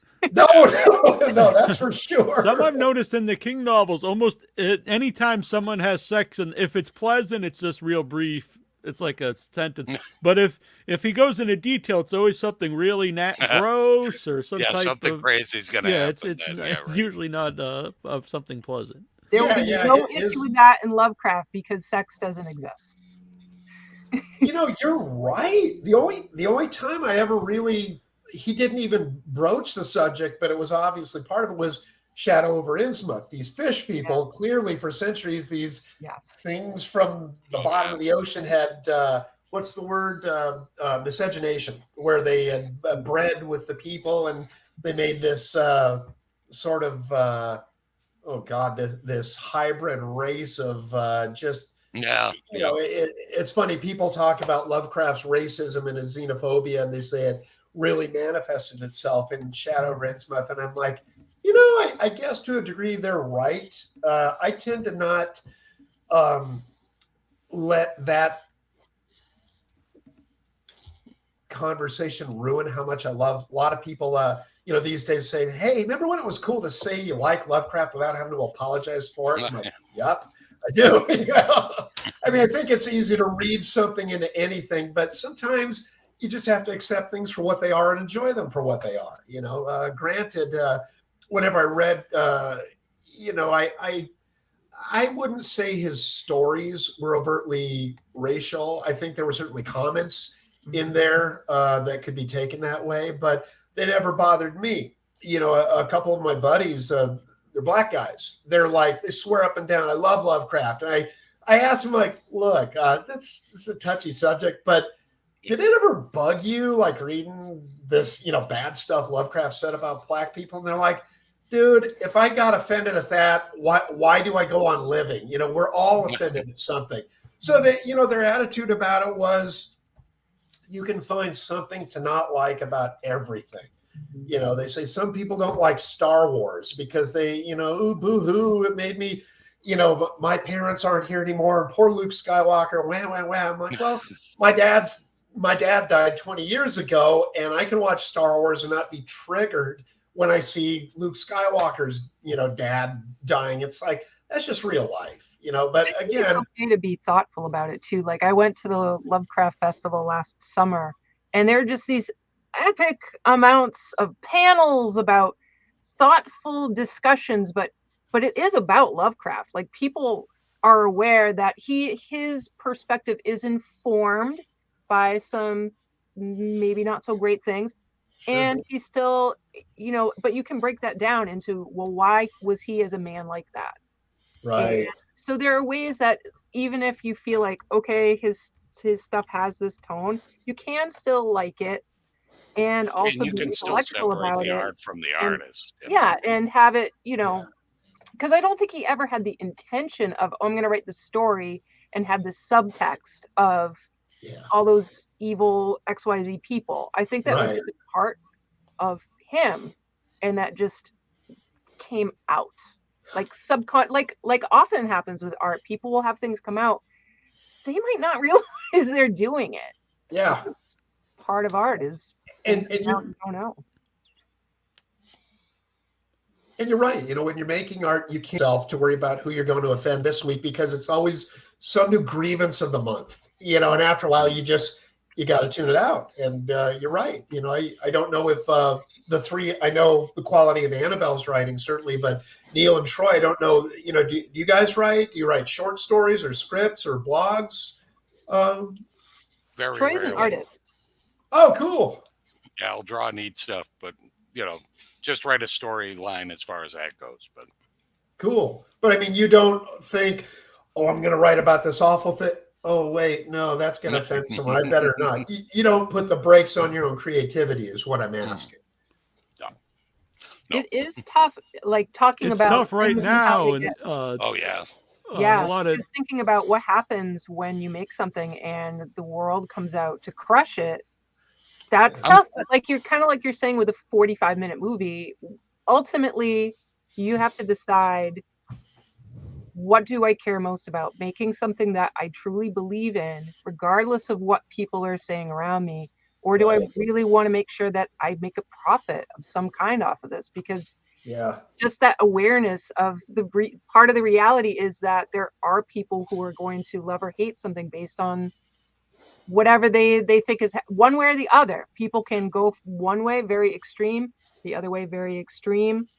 And I think we do realize that as we create. And then the question is, well, that's the reality in the world. And how do I move forward? And you're right. I mean, it's the old saying, you can't please everybody. And you definitely realize that you won't. I mean, when Neil and Annabelle, when I met you guys in Boston about 10 years ago, I was just discovering how ugly, the internet can be if people don't like what you're doing, how, some people will totally dig what you're doing and other people won't. They'll say you suck in the comments section, or they won't buy your art, which there it is. And other a people, lot of the internet's really like, it's almost nothing like I kind of liked it or I didn't like it too much. It's either like it's the greatest thing that's ever been made. Yeah, it's all or nothing. You're or right. This like ruined my life, and it's the biggest waste of my time ever. There's nothing like, oh, it wasn't that great. Yeah, it was okay. Yeah, exactly. Especially with Lovecraft these days. Oh my God. Right before Neil and Annabelle and I met, I had put a bronze bust of H.P. Lovecraft in the Providence Atheneum Library. Bless your heart. Thanks, man. Through a Kickstarter, and hundreds and hundreds of people rallied around this thing. We doubled our funding goal. It delivered on time, on budget. We had a really nice unveiling ceremony, and all was going great. And about, 2 years ago, this activist in Providence, Lovecraft Country, came out on TV, which is very, Lovecraft bad, evil, racist, here comes torch-bearing mob. And this activist in Rhode Island, Providence specifically, said, how can the Providence Atheneum Library honor this horrible monster, this racial, horrible, terrible thing? And the Providence Atheneum caved, and they took it out of public display. It is right now, the last I heard, it's in the basement, not even in the rare book room, the fucking basement. I didn't have the heart to tell you when I went to that Lovecraft event, because for years when I go to Providence, I'm like, I'm finally going to see this. I'm finally going to see it, and it's closed. There's an event, whatever. So I went this past summer, and it wasn't. They're like, no, that's somewhere else. We have this other thing out, and I'm like, it didn't make sense to me. So I questioned it, and the two people who were there were not really excited by my questioning it. I thought it was very respectful, but I think they were very the hell with Lovecraft. They are. They didn't have the heart to tell you, hey, Bryan, you're like relegated to the back room somewhere. Oh no, I got a lot of emails of people who did tell me. And one time, the last time I was in, might have been around about the time I met you guys. I did the road trip with my daughter. And we made a pit stop in Providence, and it was still on display. And I walked up to the, I don't think it was the main librarian, but this lady who was there at the desk when you walk in. And I said, I didn't say, hi, I'm the guy who made the Lovecraft bust over there. I brought it up for some reason. And she just went on an immediate rant. Oh, that vile racist. Oh, this, oh, that. Oh, no. And I was just like, I just felt bad. Even my daughter was like, what is going on? Because she's not a huge Lovecraft fan. So it was a surprise to her. And even then, people were grumbling, but not so much. But all it takes is, one person online to make the whole library look bad. And unfortunately, the library caved. And I had written a very polite letter to the executive director, who is now there. He's actually a very nice guy, and he never responded, which hurt, because I thought, hey, man, if I'm asking you about this, like, when are you going to put it back? And if you're not going to put it back, donate it to the John Hay Library across the street, where they've got the largest repository of original Lovecraft material anywhere. Give it to them. If it was just me, I wouldn't say a word. But I feel like you had almost 7 throwing money at this project because they wanted to honor Lovecraft. And to just put it in the basement because one local guy got his feelings hurt, it's like, really? Anyway, it happens. So, it's just one of those things, like you're saying, that's, you put the work out there, and some people love you for it, and some will just fucking hate you. And the ones that hate you, it isn't even enough anymore to say, I don't like that. Dude, they'll try and ruin your life online. I've never seen anything like it. There's also something that comes up with Lovecraft for me, having, learned more about his life and how he did change over time. Like, he ended up marrying a Jewish woman. Yep. And there's been a lot of conversation about some of his works perhaps were directed in that direction in a negative way. And he did a lot of changing over time, as human beings are capable of. Yeah. Neil and I have talked about, like, how it seems like once you've done this, like, devilish deed and you're just perceived as this, like, bad person, there's no redemption. Like, you are not allowed redemption. So you're just relegated to, like, the trash heap, and there's no option to come back from that. And that's what a disservice to just humans, because we should all be given the chance to prove, hey, whatever happened, and that's not me anymore. Yeah, exactly. I'm still amazed that none of my heroes have been the target of something like that yet. Because I always assume R. Crumb is going to be attacked by everybody, or because you want to talk about some controversial stuff, just go back through his catalog, and he loved that. He was just bring it, Even the King books, since I've been reading them, there's N-bombs throughout almost all of them. I don't know if people really talk about it. Maybe they do, and I just not really seen it. But man, no, I've got a huge R. Crumb collection. Yeah, just his reprints and R. Crumb's America, one of the books that you can get. That's one of the best. Yeah, I mean, I won't mention the names of the stories, but it's the two in the back that I can see how they were taken the wrong way. But Crumb stuff is so entertaining, But before I continue, I did want to mention there was a fellow who had commented before named Gage Prentice. For those who don't know his name, you should definitely know his work. Gage is another sculptor. He lives, sorry about that. He lives in Providence, and Gage sculpted this magnificent life-size statue of Lovecraft with the cats of Ulthar at the bottom. I think there's a tentacle. Just type in his name, Gage Prentice, and you'll see it. He finished this years ago. And him and his, it's so good. It's such a beautiful sculpture. Gage and the fellow who spearheaded the project, Niels Hobbs, who also puts on the Providence Necronomicon Festival, both terrific guys, really nice guys. Originally, they even had a place ready to install this thing, and suddenly it almost happened overnight, where the name Lovecraft became a bad word. And suddenly, they couldn't place this statue. I mean, they could tell you more about it than I could. But that's fantastic. As far as I know, this statue is still sitting in Gage's backyard. Wow. Sadly, it should be on public display. It's such a good statue. Gage did such a good job on it. That's amazing looking. Yeah, and Gage's wife, Morgan Greff, she was one of the ones who was instrumental with Niels Hobbs in putting my Lovecraft bust in the Providence Athenaeum. So it's, you've got this group of people out there who are so Providence centric, who want to honor. Oh, there it is. Yeah. My God. That's fantastic. Oh, Gage did such a good job. I really dig it. The texture, the tentacles coming out of the book. Lovecraft's telescope, it shows love for astronomy. It's so good.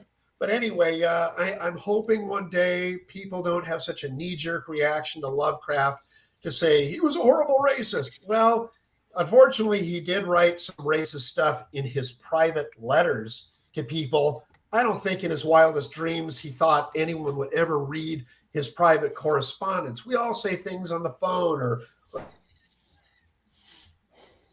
on text or, in private that we don't hear. Not that we consciously want to say bad things that disparage someone, but I think in Lovecraft's time, he probably felt he was a failure and no one was ever going to pay any attention to anything he wrote. It's a little bit in his stories, but it is what it is. I hope Lovecraft, his reputation gets a little more rehabilitated in the future than it's been the last few years. And who knows, this film Pickman's model, there may be people who say, I don't want to watch that. Lovecraft's racist. Like, go cry to someone else. There's a lot of people who will want to watch it. So anyway. He was just like kind of a misogynist all around, unless you were an Anglo-Saxon person. It was like, forget it.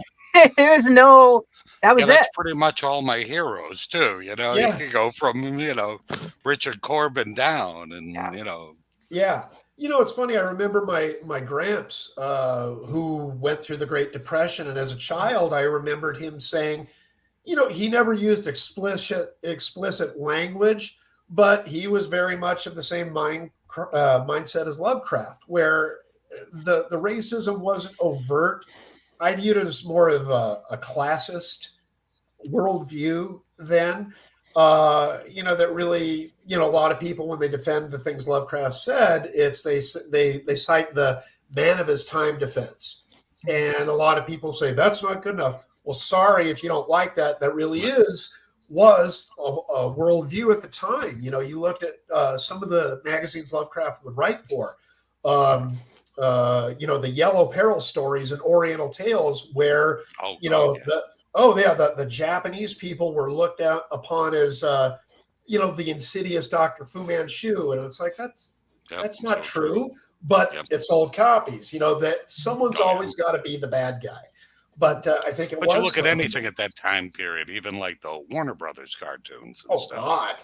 And like how crazy a lot of the not Tex Avery, but some of his contemporaries. I mean, there's Earth Brown and the I can't even remember. It's something crazy. Coal Black. It's a Snow White. Coal Black. That's what it is. Yeah. Yeah. Well, it's funny and that about was Bob Clampett, I think. I think he did that one. Yeah, I forget. It's I think it's the Tex Avery Bugs Bunny. Drawing a blank. Anyway, I'm Irish, and when I see these stupid Irish stereotypes of leprechauns beating the shit out of each other, Mike and Pat, every time I watch it, I'm with the shoes, right? Oh yeah, it's funnier than shit. Why? Because it's true. I've known lots of Irish people like that who get wasted and pick fights, and it's like that might have even been a Chuck Jones one. I think. What's that? I think that might have been a Chuck Jones one. Chuck Jones, with you're the right. leprechaun. I got that wrong. It wasn't Tex Avery. You're right. But I mean, that stuff is. Oh yeah. But that's what I was. I was going to say earlier, as far as like length of things, my single favorite horror adaptation of anybody, and it kind of links everything together because it's a Robert E. Howard story, who was, a pen pal with Lovecraft, guy that made Conan the Barbarian and stuff. Mm-hmm. And one of his short stories, which is Pigeons from Hell, and Rich Corbin did the illustrated version, the comic version. Yeah. I think it's 10 or 12 pages.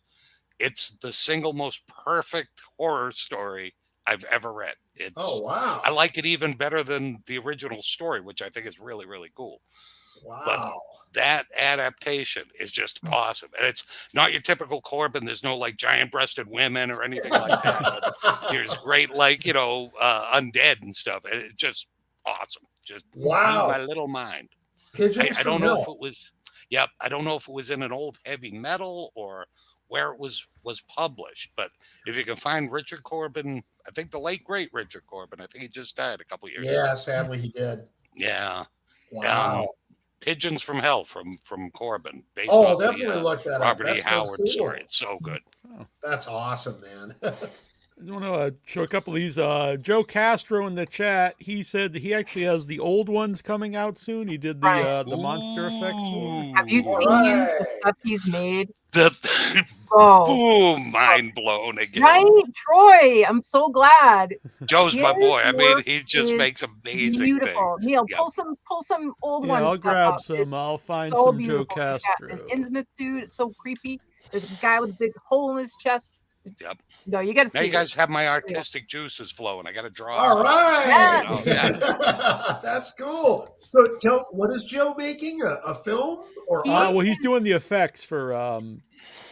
It's called The Old Ones. The Old Ones. Oh, very cool. Yes. Hey, Joe. Good luck with that, man. It's all about Lovecraft. It's beautiful.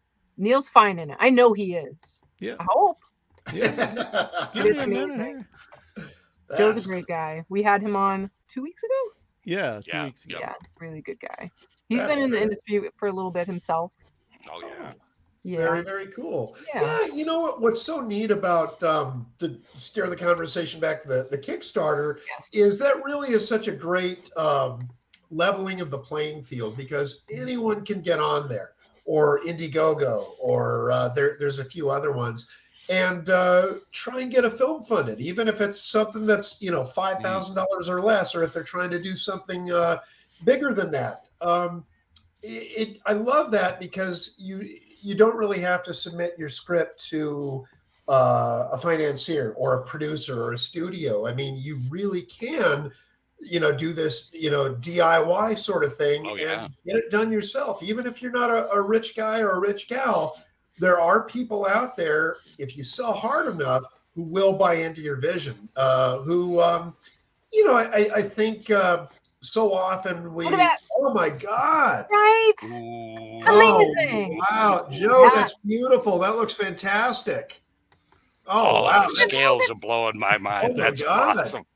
Wow. Very Lovecraftian. That's beautiful work. Oh my God. That's Joe himself behind that one. Oh, very cool. Joe, that stuff looks wonderful. If you're listening, I'm really impressed. Yeah. Very, very cool. Anyway, it's I think the easiest thing in the world for us all to do, since we're all creative and on one aspect or another, is to stop yourself. If you log on to Twitter, and right there with you, hon, you're not alone. You log on to Twitter or Instagram, and it always seems like everyone else is getting stuff done. Everyone else has the money, or everyone else has the secret of success that no one's bothered to tell you about. And you realize that just isn't true. It really is as easy as sitting your ass down in the chair and writing whatever it is you want to do. What's the old saying? If you just think of something, it's a wish.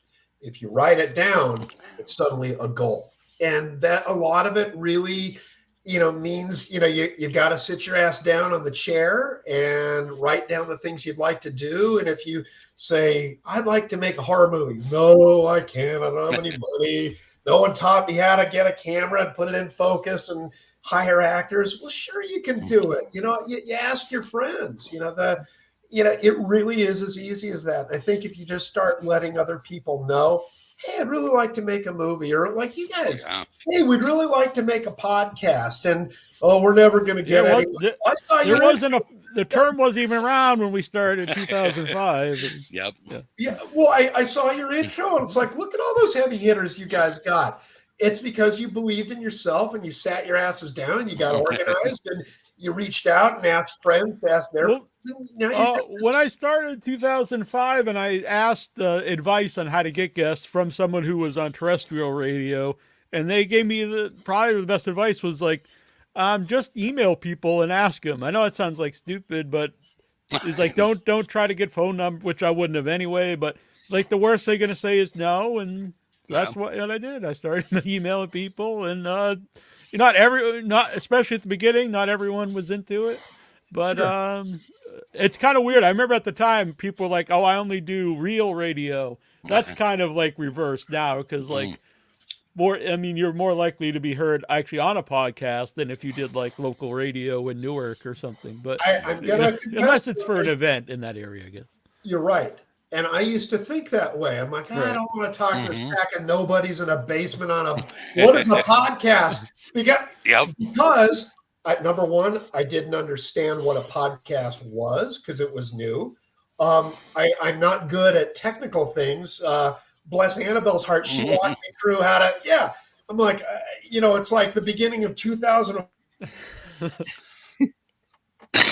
monkey sort of poking at the bones with technical stuff, so you kind of shy away from the stuff you don't know. But you're right. Podcasts are so common these days, and you look at the numbers. It's like they've got over 10,000 subscribers. Look at all the people who click like on their YouTube thing and are like, boy, I could reach that many more people. Right. You know, you've got to do that. I mean, that's the great thing about social media is you can reach so many people, but the bad thing about social media, it becomes a full-time job of selling. Yeah. Again, it goes back to the coffees for closer thing. You know, it's sometimes people ask me, how do you like being an artist? I'm like, I wouldn't know. I'm a full-time salesman. That's what you've got to become to get your work out there, or to what I call it, rattling the tin cup on the internet. That's all a Kickstarter is. You are begging for money on the internet to get your project done. You know, that's everyone's job. You just have to get over your fear of saying, hey, can I have $1? Yeah, because most of the time, if you ask someone, can I have $1? They'll be like, yeah, okay, I got $1. If you say, can I have $100? You're going to be like, dude, that's my phone bill. No. You know? But everyone's got $1 or a $5 or most. And that adds up.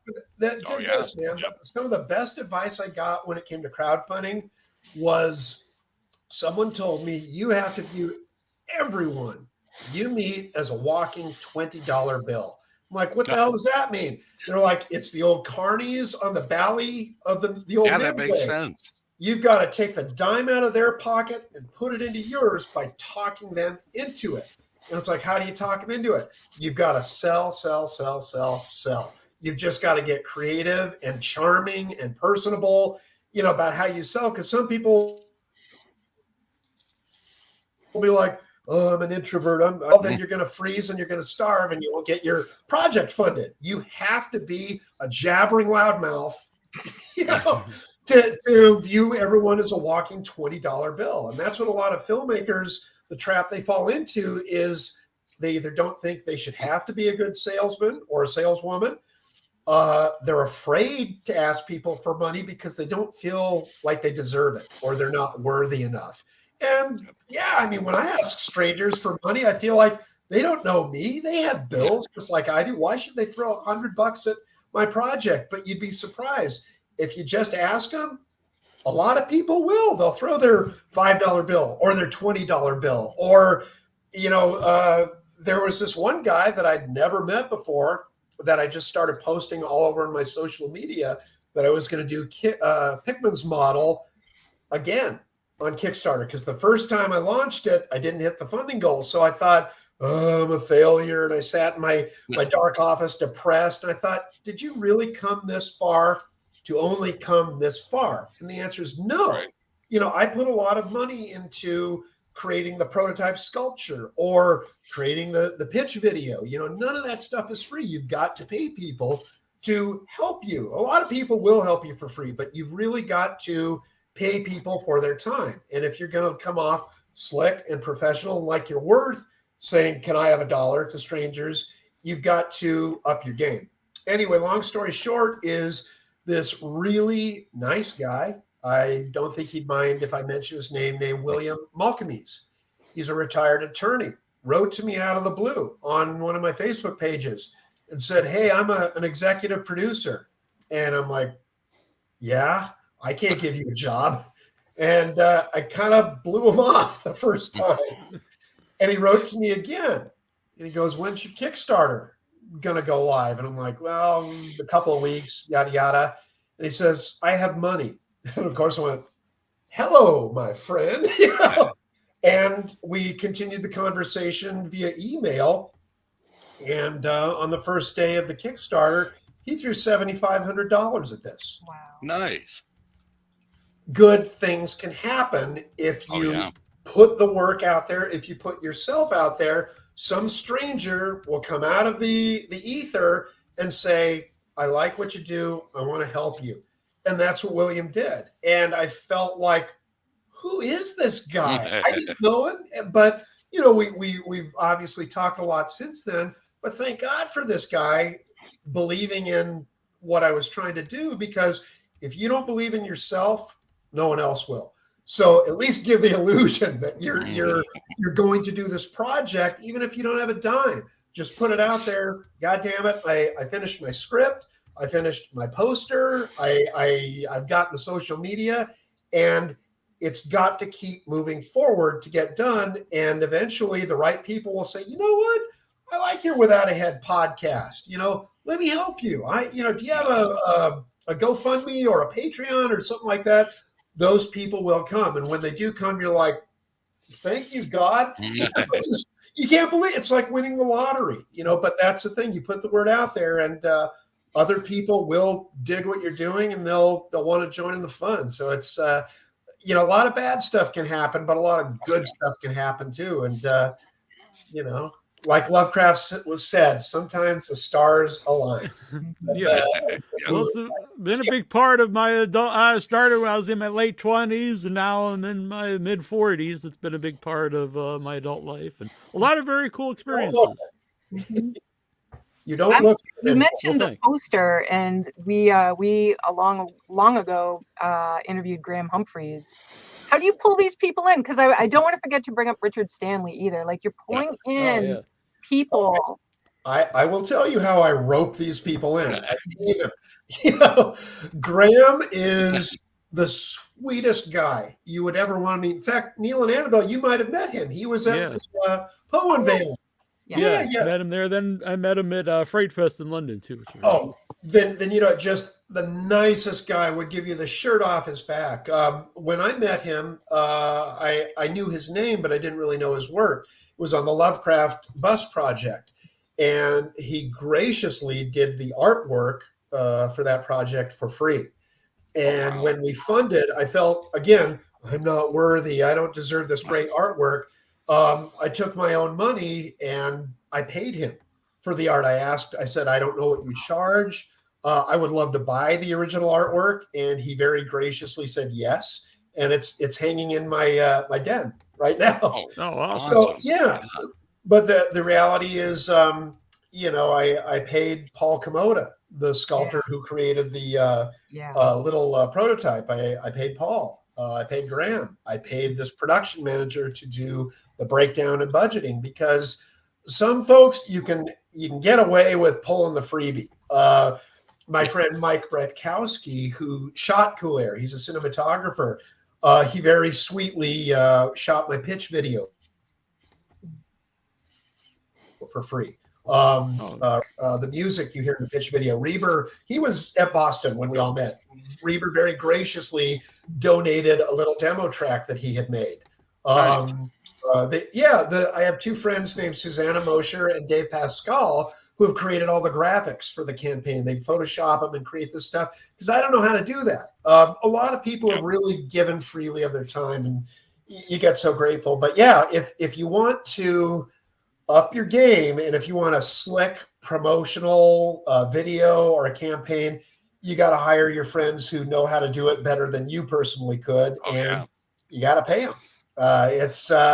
And I should probably confess this, because these people are not cheap. They are worth every penny that you can pay them. And some people watching this may think, well, I don't have any money, I can't afford to. Well, remember the pandemic? When we're all locked down? Okay, here in California, if you are an independent contractor, the state of California gave you free money to stay home. I got some free money and I spent every cent of it on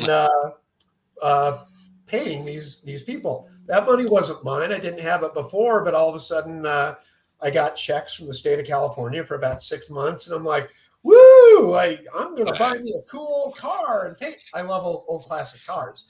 And of course I didn't, but I spent a lot of that money on hiring Graham, hiring Paul, hiring other people. So that's how I did it. I didn't win the lottery. I'm not a rich guy.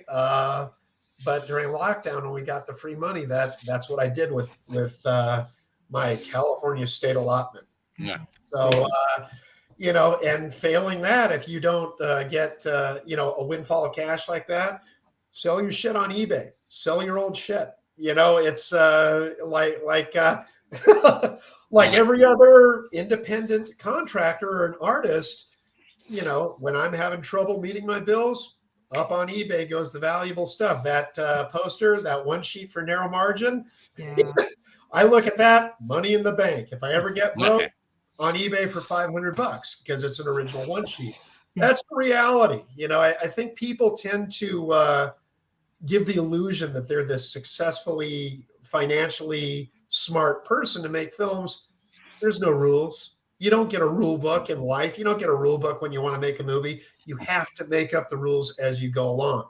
And if someone says you can't do that, you say, why not? Because you can't. Really? Then get out of my way. I'm going to do it anyway. You just got to believe it. That's what it comes down to. I see that look on your face, Annabelle. No, I can't. Yes, you can. Coffee's for closers, and you're a closer. So are you. All you people are, because you've got this podcast going on, what, 10 years now? Longer? Yeah, it's 2006, 2000. What is it? What year is it? 2000. I've been on it for more than 10 years. Yeah. Well, not in a row, but right. But yeah, 17 years, I guess. So yeah, and it was around way before me. When you guys began this, did you think, no, we can't do a podcast? No one's gonna listen. So the real quick backstory, I actually did a wrestling podcast first, pro wrestling podcast, and then which is called In Your Head, and then the Halloween special was Without Your Head, and we liked doing it, so it became its own show. But really, we started as a joke, like it was as a joke to kind of mock this actual wrestling show we listened to, and then people liked it. And I was like, I guess we'll start doing this. And then I came along. It was like, it's got to be every 2 weeks, the same day, the same time. And because Without Your Head it was like whenever we felt like doing a sporadic. Show. It's true. It was a lot of that was nothing against him, but the other guy we started the show with, he didn't want to do the show very often. It happens. He also didn't want to watch anything new. He loves his franchise films. He loves Friday the 13th Part 3 and which that's fine. But after a while, it's like we have to interview some other people besides the cast of Friday the 13th films. Yeah, exactly. But again, when you guys started, did what you built it up to what it is today? Did you see it going to the success? Oh no! Lots of things have come from it. Hosting panels at conventions, and I have two movies and festivals right now, so it's been a really cool experience. And Annabelle and I doing all the dinner and movie stuff, and going to all these conventions. And I never would have thought. And it's weird as it's going on, you don't think about it so much, and then every once even when I watch my own intro. Sometimes I was like, a lot of these, and especially as I get older, like people that aren't around anymore, and it's like, it's cool that we had them on, and they got to tell their story, and it's archived somewhere. Well, you guys have a great reputation, and you built that over time because, again, those three magic words: believe in yourself. I'm serious. I mean, that's what it comes down to. Because a lot of times, sometimes you don't have someone, telling you over his shoulder, hey, you know what? You rock. What you're doing, good for you. You know what? Keep doing that. Sometimes we need to keep hearing it. When we don't, we do have to keep convincing ourselves. It's hard. It's, I should take my own advice, but if I tell someone, don't pay attention to the negative comments, but it's hard not to. A lot of times those, even if there's 1 out of 100 or 1 out of 20, usually those are the ones that stand out to you. I know they shouldn't, but it's hard not to let them.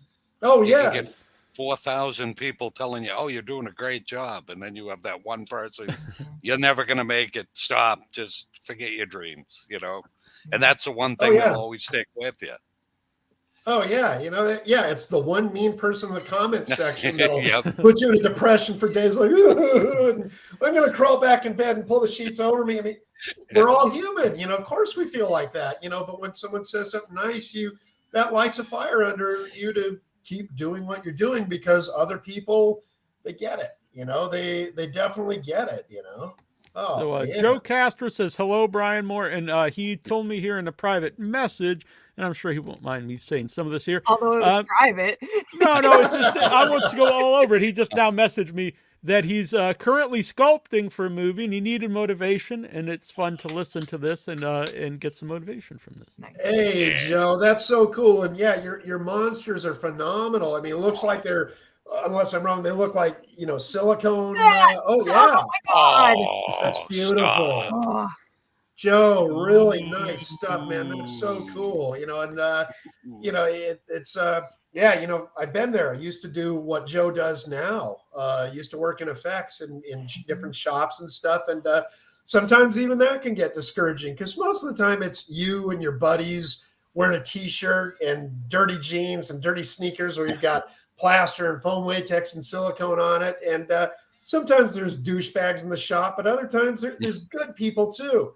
And it's good when someone says, hey, you know what, that wrinkle texture you're putting on the monster, that rocks. That inspires me to, you know, ask you, how do you do that? You know, and it's so great when you can feed off other people's creativity and they're positive and they love sharing, you know, like seeing Joe's stuff is what a treat that is. I mean, that's a guy who really knows Lovecraft, you know, that's cool.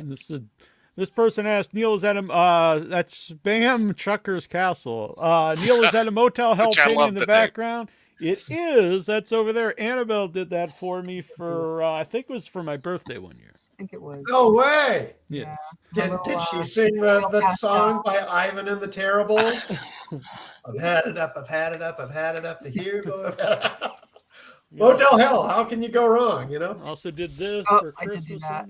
Oh, I love that one. Yeah. I look at things like that now and I'm like, man, I see all the things, like often artists do. At the time I was like, this is great. And now I'm like, no. You painted that? Yeah. Why do you not put the stuff up online? I never knew you painted that. Oh. Yeah. Why are you not bragging on the top of the roof? That's incredible. Thank you. Yep. Thank you. Stop being so humble. I'm not, because I'm ADHD and doing a million things and have a regular job that's distracting. I have a lot of distractions. I'm very easily distracted. Painted this hat. Like, I want to learn how to play the guitar. I'm going to write a script. I'm going to do this art. I'm going to do this and this. And I'm too spread out. Way too spread out. I had no idea you could paint like this. Check that hat out. It was on felt. That hat is my all-time favorite. really hard because I had to use negative space. I didn't use black. On any of the black parts, I kept the negative space. Well, why do you keep your mouth shut about this? This is great art. Yep. Why are you so humble? Stop it. Stop being so humble. Neil, hold up that Norman Bates again. That was incredible. Oh, yeah. If you don't mind. That one's the balls. You should see the I have to say, one of my ones that I'm most proud of is the one I did of the rabbit from Twilight Zone. I was gonna bring that up. It's great. Yeah, I have to say it's very good. Why are you not just out there every day saying, I rock, I'm the greatest? Oh, that little guy. That was my little clay version of Neil. Nice. It's me with the hat on. See? Oh my God. Weird. Yeah. Yeah, the hat was Neil's trademark for the longest time. I remember. No, seriously, someone smacked this woman for being so shy and humble. You should be bragging. You're an incredible painter. Oh, thank you. I have to be more prolific. I'm not worthy. If I was more prolific and actually followed through, I'd probably talk about it more. See, even Spam Chucker's Castle. Exactly, even Spam Chucker's Castle. And if Spam Chucker's Castle says it, great name. And that's you can take that to the bank. Yep. I'll also love his picture. I have not. I should. That would be really fun to do. Yeah. Absolutely. I had no idea you could paint like this. Yeah. What? Yeah. I make art. It happens. You are way too humble. Well, I am staggered how good that stuff is. You. I really appreciate it. Yeah, that stuff is great. Love it. Oh my God. Wow. So Who knew? We should I'm mention. getting all shy. Like I'm gonna. What were you saying, Neil? I was going to say we should mention what are some of the perks that you can get on the yeah. Okay, let me go back into selling mode. Okay, for only $1, you get my eternal gratitude. Worth every penny. The perks go all the way from $1 if you want to throw that at the campaign, because every dollar gets us closer to the goal, all the way to $10,000. The average reward level that people seem to be pledging is about $150, which I am thrilled. The most popular reward level is the Blu-ray. So when people say physical media is dead, no, it isn't. It's far from dead. What's interesting about that is I'm finding that there is an age demographic.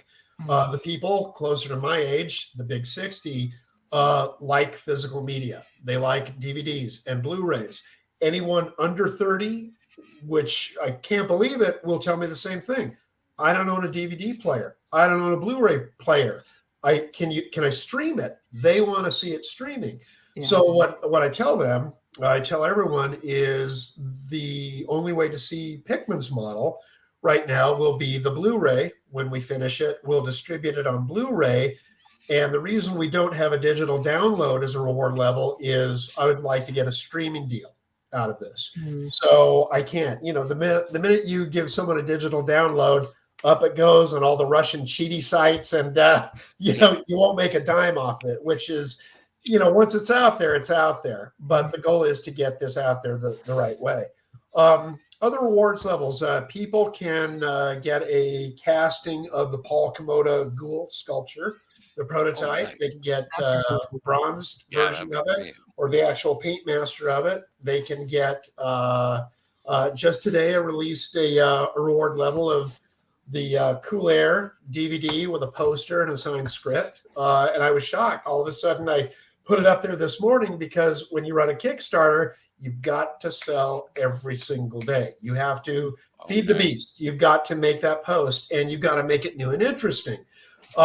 If I post pictures of Paul Komoda's ghoul sculpture every day, people get bored. They've seen it. They don't care. But if I post a picture of this, all of a sudden it's the new bright, shiny thing.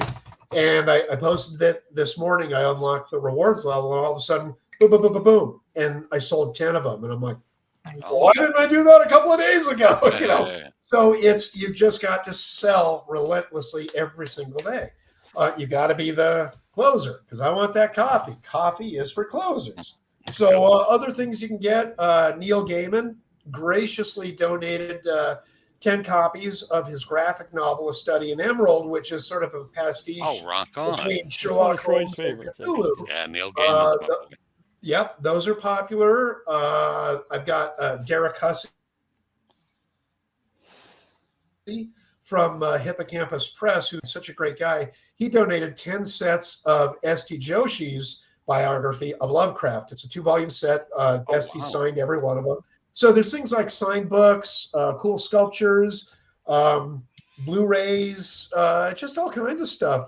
You can get some of my sculptures if that's your thing. Lovecraft busts. There's a Cthulhu statue. Just fun swag, stuff that I would want if I would fund a Kickstarter. One thing that is popular, which always surprised me, is people can be in the film if you want. It's not a cheap reward level, but I think it's $1,000, and people can come be a featured extra who's got 1 or 2 lines. They'll be the one that says Cthulhu went that away. That's me. I want to be that guy. Yeah. But a lot of people have generously splurged for that reward level, which again, that means a lot, because they certainly get to, hey, Cthulhu Fatagan. Everybody do the Cthulhu high sign. So, that's it. I mean, hopefully there is something for everybody. And astoundingly, a lot of people have thrown money at the campaign for no reward. They just want to see the film made, which makes me feel really good. Yeah. So hopefully, you do the best to make the Lovecraft movie that you want to see, but hopefully other people want to see. It's like the old saying goes, you run it up the flagpole and see if anyone salutes. Hopefully they'll all salute, man. So that's what I got. Your old Uncle Bry gives you the dad speech on never giving up and don't quit and do it and tell more people about those awesome paintings. Annabelle Lecter, I never knew. You're too quiet, lady. You should be bragging. You're such a good artist. Oh my God. Thank you. They were on display at the Dark Arts in Texas. Yeah, and you sell anything. That's hard to not sell things. It's very depending on when you go to a convention, I always call it, everyone's got the $20 to buy a DVD or a t-shirt. It's you want to get that $100 crowd. You know, it's expensive to walk in the door of a convention to get in. Yeah. I think that's a good point. I'm not sure. Even though the convention's great, I'm not sure that was the place to sell like a lot of artwork. Just because like it's people do it. I'm not saying they don't, but that was in like a. It's also hard to walk around with a painting if you're staying at a convention. Well, I had prints too, but I think it was also because it was like the art show of Texas Frightmare, which was like in its own space. So a person would be like, "Oh, I want to go to the art show of Texas Frightmare," which wasn't the main area. So the foot traffic was. I would have loved to have seen that, though. I bet that was really cool. It actually had a Clive Barker original, which is very, very graphic, of like a cat. Oh, I remember seeing that. It very violently. It's very intense. I mean, I got my picture with it. It's awesome. How so cool there's pretty cool stuff there, but not everybody. Yeah, they had the grandmother from Texas Chainsaw Massacre. Right. Oh, wow. The corpse. Yeah. Oh my God. Yeah, honey, you got to get your art out. I had no idea you could paint like that. You got to let people know you're really good. Really, you're very, very good. You know, again, I knew you as kind of like Neil's best buddy in all this, Annabelle Lecter, what a cool name, and I didn't know about Terrible Troy, but I knew about the podcast. But beyond that, you and I have talked for a lot over the years about just real life and had some great conversations, but not once in all those conversations did you say, hey, you know what? I'm pretty handy with a paintbrush. I never knew. I assumed that you knew all this. Interesting. I assumed you knew as well. She's too humble. She's too quiet. I agree. Well, now you know. Start blowing your own horn, lady. You have the right. You're that good. Thank you. So I shared the Kickstarter here, and we'll have the link. I think it's on the YouTube everywhere you can watch or hear this. We'll have the link for the Kickstarter. Excellent. Pimp it out, man. Yeah. Well, hey, I hope I haven't jibber jabbered on too long. It's been great. I don't want to take up too much time. Of course not. I do want to mention that there was an interesting discovery when I was chatting with Bryan about the show, and that is coincidentally he was in a film with Linnea Quigley. Oh. I will tell the story. All right. Round about the time we shot Cool Air, it's unfortunately another guy who's not here anymore, was Ted Newsom. Ted has made a lot of horror films, or did, over the years. And Ted was one of the directors on this movie that was called Attack of the B-Movie Monster, that he would shoot bits and pieces of with a guy named Wayne Berwick over the course of a few decades. Eventually, they finished it and released it under the title The Naked Monster. And Ted had helped me make Cool Air. He was kind of my right-hand guy because I was in Cool Air. So when I was performing, I asked Ted to call cut and action, and he did a great job. But round about the time we finished, he calls me up out of the blue. He goes, "What are you doing tomorrow?" I'm like, "Nothing. What's going on?" He goes, "You want to make out in a car with Linnea Quigley?" And I went, "What?" He goes, "I'm going to put her in a scene in The Naked Monster, but you have to know sign language. You guys play a deaf couple who are making out, and you look up and you see the monster and you scream." I'm like, "Are you kidding me?" He goes, "No, be at my place tomorrow afternoon." So I went to his old apartment in Burbank, and there is Linnea sitting in the corner. She's like, "Hi." Sweet as can be. Just so nice. And we went to, I think we went by Griffith Park somewhere. I don't even remember whose car it was, but, and I don't remember how Linnea learned sign language or how I did. I think Ted might have had a video or something. And, and we're sitting in there, and I don't want to offend any deaf people, but, we're doing all this stuff. And sorry, Linnea takes her top off, and I'm supposed to be ogling her. God, she was such a good sport about it. And it's in the movie. If you type in her name and The Naked Monster, I'm pretty sure it shows up on porno sites. I don't know what kind of search history you have, because when I Googled it, I just found it on YouTube. Oh, okay. That's the easy way. On YouTube. There it is. Yeah, I don't know. Yeah, my search history. We don't talk about that. But yeah, I'm pretty sure there's pictures of her and I in this car and her taking her top off. And this would have been 20 some odd years ago. Misspent youth. So it was funny when she was on. I thought, I wonder if they're gonna like have us say hi to each other. I mean, we got along fine. There was no weirdness. Yeah. But yeah, it was one of those things where it's like she still looks the same. I have white hair now. Oh well. It was. I actually got to see the scene. It's a very cute scene. I've never seen it. You stop it! It's so cute. Whoa. It's adorable. It really is a very cute scene. Oh, It's very funny. oh my God. I'll send you the. You slay me. I've seen an image of it online, but I've You have never. to see it. It's really. Oh God, yeah. I don't know how to do sign language, but we got through the scene. I think we just did it in an afternoon. And you move on, you forget about it. And I think when you and I started talking about doing this, I'm like, oh yeah, I forget. Way back when it happened. Yeah. A high point in my career. It's been spiraling downhill ever since. So there you go. So Pickman's model, people could check out the Kickstarter. It's very exciting.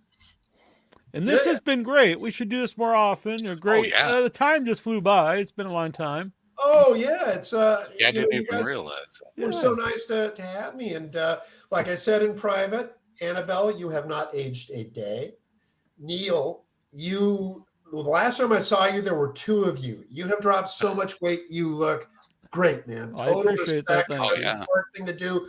Whatever you did, I figure it's probably more than walking to listen to. No. I mean, walking, No changed my surgery. diet, walk, stop But he drinking. changed Yeah. it, Were the but main didn't things. like.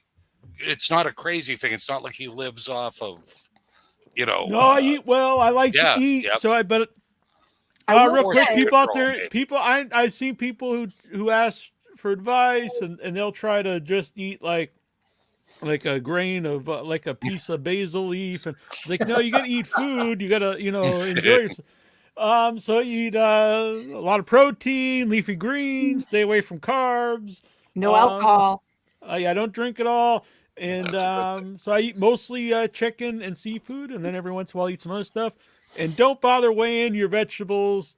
You can eat like loads of those, and they're really not going to add up to anything. So Dude, well, try to eat about 4 ounces of protein, and then load up on veggies. Hats off to you and total. Oh, and no Respect, sugar. I 'cause don't it's eat. one thing to drop- Need a sugar either. Every once in a while, I'll cheat and have something, but Again, you look like a different guy. God bless you for working so hard to pull that off. And that's not easy. And you're probably feeling better. You're probably. Yeah, much better. Not only physically, but also helped mental well-being quite a bit. Oh yeah. And I forgive you for making me the fat brother now. So. Oh no, you're the cool one. We're the turtle brothers, dude. We have tortoises, man. That's true. That's true. The Tort brothers, we're good. Oh man, wait, no, so y'all are so sweet for having me on and just letting me jabber on and on. And hope I didn't talk your ear off too much. No, it seems like we have a lot of like similar interests. Like you could come on and the four of us could just yap all night about everything. And next time I'll have at least read one or two Lovecraft all right, stories. good man, Neil. And Bryan, as long as Annabelle doesn't on audio. as long as Annabelle too. Like I bumped it in there, like, and he worked on Tales from the Dark Side because I love that show. Like, there's just so much that you've done. How old I am. I worked on I loved the show. So oh my god. Yeah, maybe I was a little bit younger than you were when you made it, but not I was able to watch it and know what it was. Oh god, I was 20 when I got hired on that and made no money. I'm in a bunch of them. But that's what they would do was non-union. If you were there and if you weren't working and they needed more people listening, you got pulled in. And it was, I learned so much on that show and it was magical. Just that everyone was there. They were just starting their careers. I don't know if you wondered, George Romero never came down once. I worked on all the episodes that were shot on the West Coast. He never came down. Richard Rubenstein came once, and I got to meet him. And a lot of people seem to be a little bit icy about Richard Rubenstein. He was nothing but nice to me. He very much a producer, this man, but getting to meet him was like horror royalty. Oh my God, Dawn of the Dead, Creep Show, all this stuff, and it was cool. So yeah, Tales from the Dark Side. I've been around a while. That's awesome. That's excellent. Oh yeah, it's fun. But yeah, no more secrets. Annabelle, keeping your incredible talent a secret. I can't believe it. I can't believe you. No, you never told me. It's like Neil held up and Norman Bates was like, you painted that? Well, thank you. I don't remember who commented on the Motel Hell, but I appreciate you. It was Spam Chucker Castle, I believe, who is Troy Oke. Oh wow. Okay. Very cool. He's on Facebook now under his real name. So. Oh, very cool. I wasn't doxing him. Oh, that's cool. Yeah, I mean, sorry, Annabelle, you need to be on Without Your Head about being the premier horror artist. I like it. I like Listen, it. she's like, no. I am no Graham Humphreys. Who is? Yeah. You could be Pascal Gogos or somebody, that's all right. Yeah. Graham is, boy, there's another one who, and I mean this with respect, he's been around for a long, long time. I'll be polite. Graham and I are in the same age bracket, but he started his career probably a little before I did. And the way I found out how long Graham has been around was I had gotten an email. This sounds so name droppy, but it's the story. Neil Gaiman, he's always so sweet about writing back to emails and that sort of thing. And I brought up Graham once in an email, and he wrote back immediately, oh my God, Graham illustrated a story I did that was in this fanzine in the mid 80s. And I'm like, I never knew this. And yeah, so Graham, he's been around for a while. They know each other, but God, it does me, my heart's such good to see how all over the place Graham is, just as far as working a lot. Yep. He deserves it. I think he's probably the premier horror artist working today. His stuff is so good. I think he's probably the heir apparent to Drew Struzan, who's the number one poster artist. So yeah. Yeah, his stuff's great, and it's always cool. He always does the art for Fright Fest in London, and does all kinds of cool movie and book poster art. Oh yeah. Some of his creatures are just so great. I love them. Yeah, they're good. And again, it's sweetest guy you'd ever want to meet. He's just that's so good nice to hear, though. That's nice to hear. Just humble. He's not as secretive as Annabelle Lecter is. Because he's making money. Gotcha. All right. Well, listen, I won't jibber jabber any more than I already have, but it's been awesome. Thank you for having me on and let me just get the word out about the project. Y'all are so sweet and so kind. I really appreciate it. Of course. I'm glad you were here. Come back another time. When you're about to make the movie, then we'll talk to you. Yep. Yeah. Well, maybe y'all come out to Los Angeles and we're going to stick you in the movie somewhere. Maybe. Maybe. Right. You need another Los Angeles trip. Yeah. There you go. When was it October we were there? Yeah, October we were there. For we overlapped for a day? 2 days. Wow. Oh, really? He was there. It was like the premiere and then... he was there for the premiere. So he got in early, and for whatever reason, my schedule happened. I could be there for the day of the premiere, and then you were there the day. Yeah, it's the premiere that my movies were playing at Screamfest. Yeah, and then I stayed an extra day because a childhood friend lives out there, and I hung out with him. So he does not do anything with film. He did repair the odometer of Jay Leno's random car. I don't remember what it is. He works repairing odometers specifically. The only person in LA not involved in movies. Yeah, exactly. If he can repair an odometer, that's no easy feat. I still have to repair my speedometer cable. I have a 1954 Aero Willis sedan, and every time it starts, it goes. really loud. So I got to get in there, disconnect it from the back of the dash all the way to the transmission mount. Yes, working on cars, it's a job in itself. So I'll call your buddy. I'm like, all right, you need to walk me through this. Get in touch with Wes. Cool. Well, let me know the next time you're all out in LA. I will introduce you to Bosco, the backyard dinosaur, and nice. And we'll have some fun. Very cool. It would be great. All right, you guys. Thanks, Brian. All right, thank you so much. Good to meet you. Good to see you, and good to see you. Cheers. All right, you guys have a wonderful evening. Oh, Troy's taking off. Troy's I out. gotta go. The dogs are. All right, fair enough. All You right. got all the dogs out now too, huh? Yep. Troy. They have me outnumbered. I tried to get Maru on to look, but I got a cat in. But that was it tonight. All right. It We'll happens, try one of the man. dogs next time. All right, good night, folks. Good night. Be well. Bye. All right. Well, I'm going to play something quick and we'll come back. Sure. Yeah, I All can right. hang on for a little. I'll push the bedtime and hang out. All right. I really have to use the restroom, so I'm gonna play a little. It's just number one. I've had a lot of coffee and tea, so Yeah, I drank both of them. I finished. lot. I finished the coffee and the tea, yeah. and I'm all hyper now. But and we're partly through the Liquid Deaths. Look, Liquid Death Severed Lime. How can I not drink that? I think that just sounds so gross. But it's a Severed cool lime? name. But I wouldn't. Yeah, yeah. The story behind Liquid Death is cool too. It was invented by someone who goes to like heavy metal concerts, but he doesn't drink. So he made something cool that people can drink who don't want to drink alcohol. Very good. And it's also it's got no sugar in it. Oh, all of them have no sugar, or that one in particular? Yeah, all of them. All of them. Oh wow. Do they use that like nasty ass? No, they're unsweetened. It's Oh, it's just not sweet at all. Yeah. Oh, I would try that. Yeah, they're good. You can get them still, or I get the carbonated ones. Yeah. But you can get them either way. Yeah. Go pee. All right. All right. So I'm gonna play this as a clip previously heard on Without Your Head. I had two music lined up. I played the one earlier. We'll have one later on, but right now here's a clip from Dan Yeager. Oh. Leatherface. Previously heard here on Without Your Head.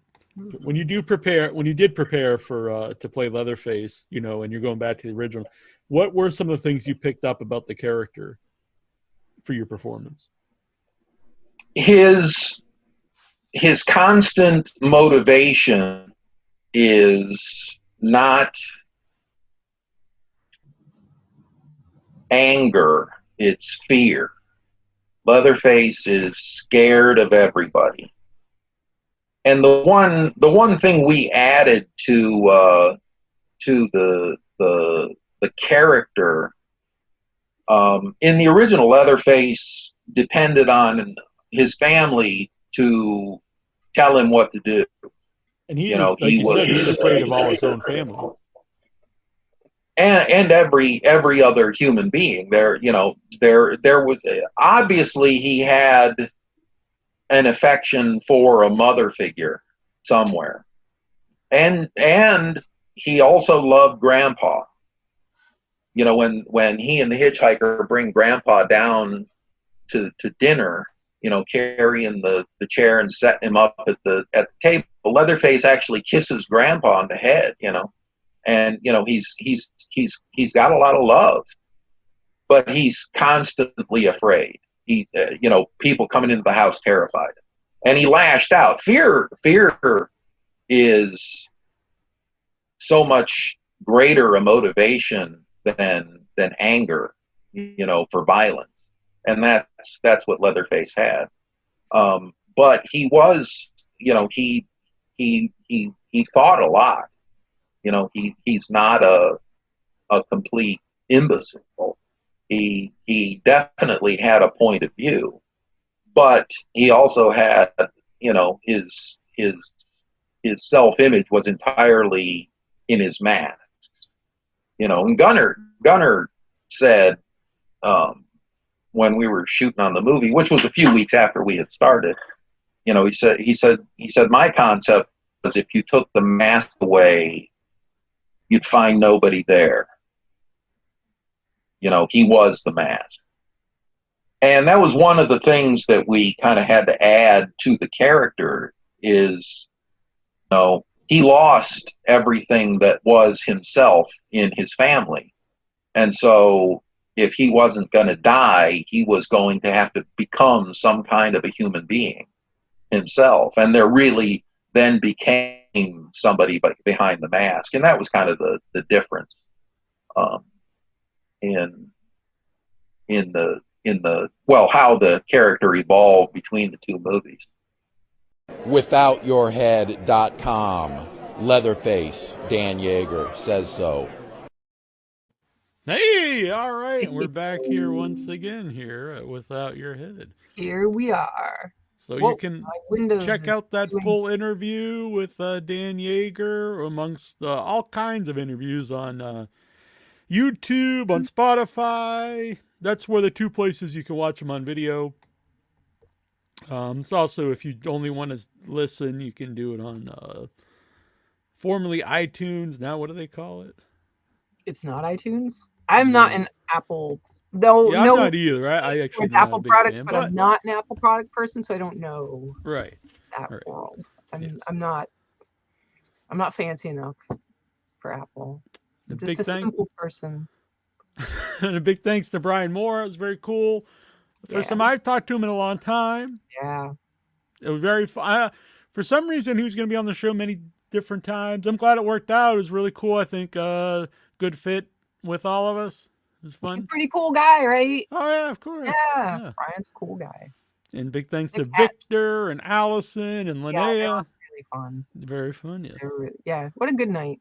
Yes, yes. I'm always happy, and I'm not always here every time, which is not like I'm avoiding someone, but every time I am here, I'm really happy to be here. I wish I could. We're happy to have you here.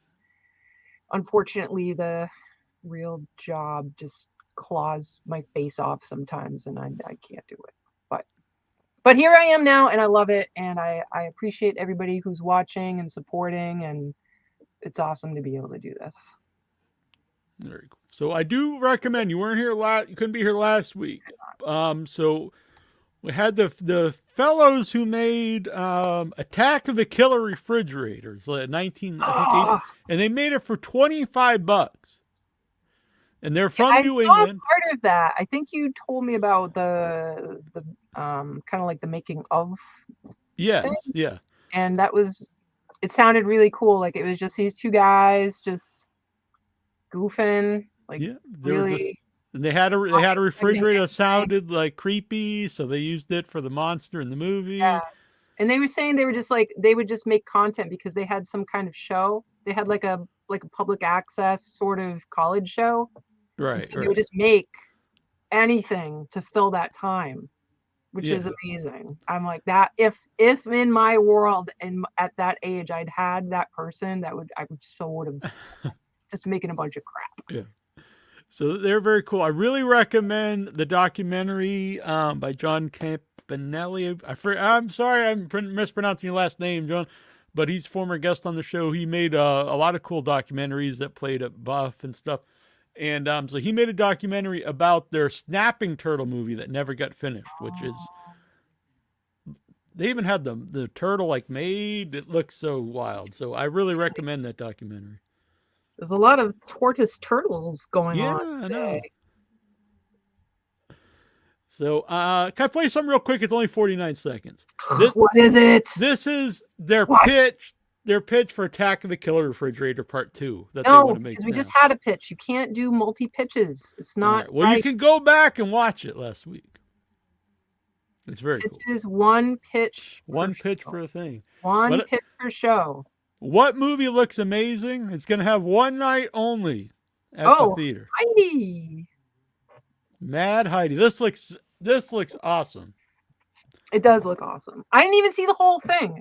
Neil sent me the trailer. I got partway in. I was like, when is this? Because I will see more, but it was right before the show. Man, that looks just awesome. It's not even just crazy. It also has the reality to it, that it actually has serious things to say. That's my impression. Yes. What are you doing, Neil Jones? I was trying to find this thing. So anyway, I was talking to the Mad Heidi people. So we're gonna have guests on for Mad Heidi coming up. I'm not positive when yet, but this is gonna be very exciting. That's really cool. Yes. So when is that going to be out? That's out next. So June 21st, one night only Fathom event. Now that's one night only. Sometimes that expands when these things do well. So, but it could only be one night. So go and see it. Yes. Support it, and perhaps it could get further. Or if not, even if it's one night, they might give other shots to some weird, crazy stuff. Mm-hmm. That's all of this I really think snowballed with Terrifier 2. Terrifier 2 came out and it expanded, and now I feel like there's more of these. Maybe not, maybe I just wasn't paying attention, but it seems like there is more of this one night, give it a chance for horror in particular. I agree. And I know there's a lot of people that I'm friendly with, and they're very anti-Terrifier movies in general for various reasons, but I think no matter what you think of Terrifier as a movie, that it is good for horror in general, because a lot of things have gotten the shot to go theatrically that would never have even had that shot before. I'm thinking about so Terrifier 2 is this really, really crazy, uber violent, ultra violent, I would even say. And what are the movies that have come out after that have had one night? Because I know the Winnie the Pooh thing. Winnie the Pooh, which is also super violent. I didn't see it, but it's Winnie the Pooh killing people with pigtails. Yeah, so. And they just announced they're making a sequel, and it's got a lot more money for the sequel because it did, it made money at the theater. So I honestly, what other horror movies have come out though? I'm trying to see if there's a theme. Like it paved the way. But did it pave the way for specific horror? Not necessarily, because then we also had, and we weren't fans of it, but Skinamarink. Yeah. Ennis Men. They're more related, I think. Mm-hmm. I mean, maybe you can even argue Nefarious on some level. Maybe that wouldn't have been, I don't know, but there's been a lot. There was a lot that just came and went. That aren't necessarily memorable, but it does seem like besides the big marquee movies that will, the MCU and stuff like that, there's always as far as independent movies, it's the horror stuff that are getting releases. Mm-hmm. And even from what you just said, it's not like it's just so for the people that maybe don't like Terrifier. Right. The idea was, I see you're saying there would be a trend of we're just going to make these really mean-spirited, ultra-violent films, and that's not. You could argue Winnie the Pooh definitely, but I don't think it's been. I don't think we've really seen a rise of that. Ennis Men is totally opposite realm. It's super art house. Nothing like either of those movies. Skinamarink, same. Mm-hmm. So it's broad, and I think it's wonderful.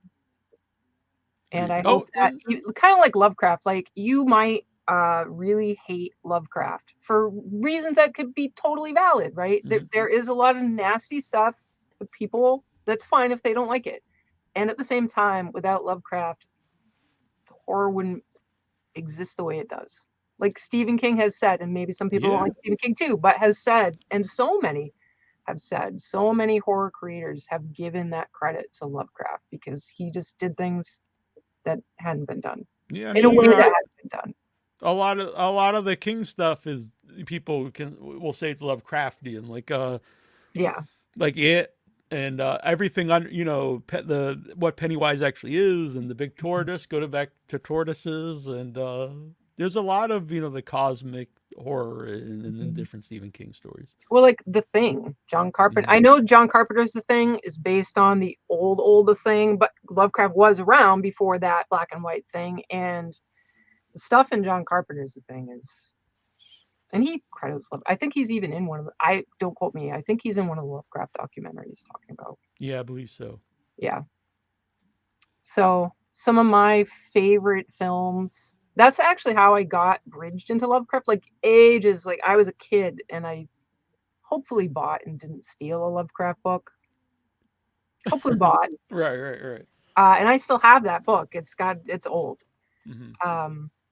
And I started it, and I kind of, for whatever reason, as many of the books that I have, I started and like it trails away. But then the movies I was getting into, the horror movies I was getting into, I didn't realize at the time they were so interconnected to Lovecraft style. And then over time, it was like, oh my Lord, like my top horror films are so Lovecraftian. So that really just blew it wide open for me. And I really got, very, very invested in Lovecraft.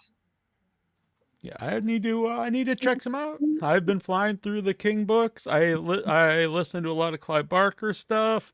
No comparison. And I don't mean that Lovecraft is better. Oh, I mean, right. it is so distinct, his style. And people, I don't know if you can, it might be that stereotypical, you love it or you hate it. Right. It's very, very different. It's bleak. Mm-hmm. It's usually just one person. It's about, I was going to mention this and I didn't. It's about explorers. Like every character who is the narrator is having some kind of exploration discovery. And so you're kind of going along with this person through that process of discovery. I don't know if there's any, Brian had mentioned this earlier, I don't know if there's any Lovecraft story that has some kind of even mildly, I wouldn't even say happy ending, like bland ending, like a regular life. Like no one goes back to regular life. There's no regular life at the end of a Lovecraft story ever. So I know you like that. It'll be interesting. I don't know if you'll like it, but I think you should at least try it. Yeah. No, and I think it's good to have that knowledge, to reference other horror that's come since. And that's something too. I think people don't like Lovecraft because of the social political stuff. You might just not like Lovecraft. Like right. Everybody likes a lot of things. Yeah, well that is something that is annoying to me is if you don't like an actor or a filmmaker or whatever, sometimes people will attack you saying, oh, you don't like them because they're whatever. And it's like, well, I could just not like them because I don't think their stuff is good. Yeah. I think that's very important for people to realize is that maybe you just don't like it. Right. I was very excited to see us earlier today. People ever heard me probably. I love Creepshow. One of my favorite horror movies. It's the first VHS tape my mom ever bought me. And for years, they put out DVDs and there are nothing on them, just plain DVD. They put out all these special editions of part 2, which is enjoyable, but it's nothing compared to the first one. Mm-hmm. They even put out a friggin' special edition of the third one, which is a horrendous film. What? Why that deserves... I was like, did they just run out of films? Now that we got to put out the special edition, Creepshow 3. So finally, from Scream Factory, a special edition of the original Creepshow. And I'm like, I hate to say this, I don't buy a lot of physical media. I would like to, but I end up watching the streaming things. But because of the specials, that's why I do buy certain physical media, because I love commentary tracks and all the different specials. This has multiple commentary tracks. I'm very excited. Really? Mm-hmm. It has old George Romero commentary track, and then it has new commentary tracks, and it was like from Ed Harris. Ed Harris? No. They don't. Some of those people will not talk about the movie. I don't know. It's a genuinely good movie. It is a good movie. But I'm very excited about this. That is really cool. Physical media, it's so funny when it came up about what age brackets. I feel like Brian showed off his collection. I've sadly been shifting my collection along, but I'm thinking of keeping I'll keep a few that are especially meaningful to me. And that Creepshow, I don't know. Creepshow is one of my first loves of horror. I love horror movies. Yeah, it's got everything. The stories are fun. Mm-hmm. It's got amazing creatures in it. It's got the acting's really good, and it's got young actors at that time. It's got a lot of veteran actors.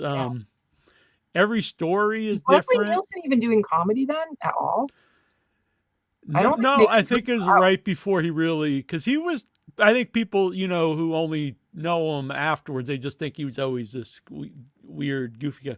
But he was this, leading man, serious actor until later in life. Yeah.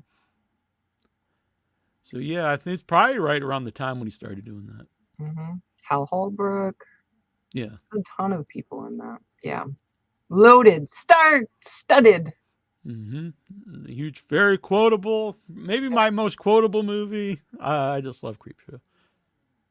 It is wonderful, and I feel so sad for people that haven't seen it. Yeah, I wouldn't have mentioned this when Brian was actually knew about the physical media thing.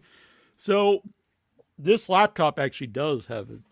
I believe it does. But my new computer that I have, which it's so good at rendering videos, way better than my old one, but it has no drive. Wow. And I asked Tyler, or the webmaster here, the unseen member of Without Your Head, and I was like, how do you put CDs and DVDs? And he's like, what the hell are you talking about? I'm like, it's got no disk drive. And he's like, well, how old are you? Why do you need a disk drive? And I was like, well, I like to put in movies in it and alternate. That's part of the reason I also like commentary tracks, because a lot of times I'll be making graphics or something, and I like something to listen to. Mm-hmm. And I don't want to watch a movie I'm not seeing and do that, because then you can't pay attention. But you could put the commentary track on, and I don't have to watch it constantly because I've already seen it. So that's something I like to do. And he was just dumbfounded that I would even want. He's like not that much younger. No, he's only a couple years. Maybe 10 years younger. No, not even that. Really? Yeah, I think he's like 3 or 4. But he is a very modern tech man, so I'm sure he's goes with the times. So I had to buy like Neil Jones listens to Smashing Pumpkins. Yeah, I do. Not go with the times. How have things worked out for you on Spotify? What do you mean? Because you got on Spotify, and we were talking about recently about like music. Yeah, nothing. Expanded? I don't know. But I haven't really listened to a lot of music. I'm usually listening to audiobooks, so. Mm-hmm. But I should. Well, what I do is this a little game I play is sometimes I'll turn on I think it's on Spot. No, it's Amazon Music. Amazon Music, and it'll be like your soundtrack or something. Yeah. And it's like, I guess they use AI of things you listen to, and they form a soundtrack. And so I'll play the first 5, and in my mind I'll think this has to be the soundtrack of a biopic about yourself. And so I'll listen to the first 5 tracks and try to make a story out of what it would be about, which is a stupid little game I play. Usually if I'm on the bus. Spotify does all kinds of crazy crap. Yeah. You'll get your year in review, which is really cool. Mm-hmm. Yeah, that's cool. Yeah. Yeah. It's like you listen. So Neil did not expand his horizons. That's okay. No, maybe we will eventually. You don't have to. You don't have to. Just like some people don't like Lovecraft, some people are gonna enjoy the movie that they know, the music they know. Movies are much different. I like to watch new stuff all the time. Yes. In the series, there's a lot of this TV series. There's just so many, it's hard to watch. And then every once in a while, it's kind of fun though, because if I find a new one, then I just binge watch it all the way through. So I think I get I'm a little bit different with movies. I will watch new movies and like them, but I usually will not seek them out on my own.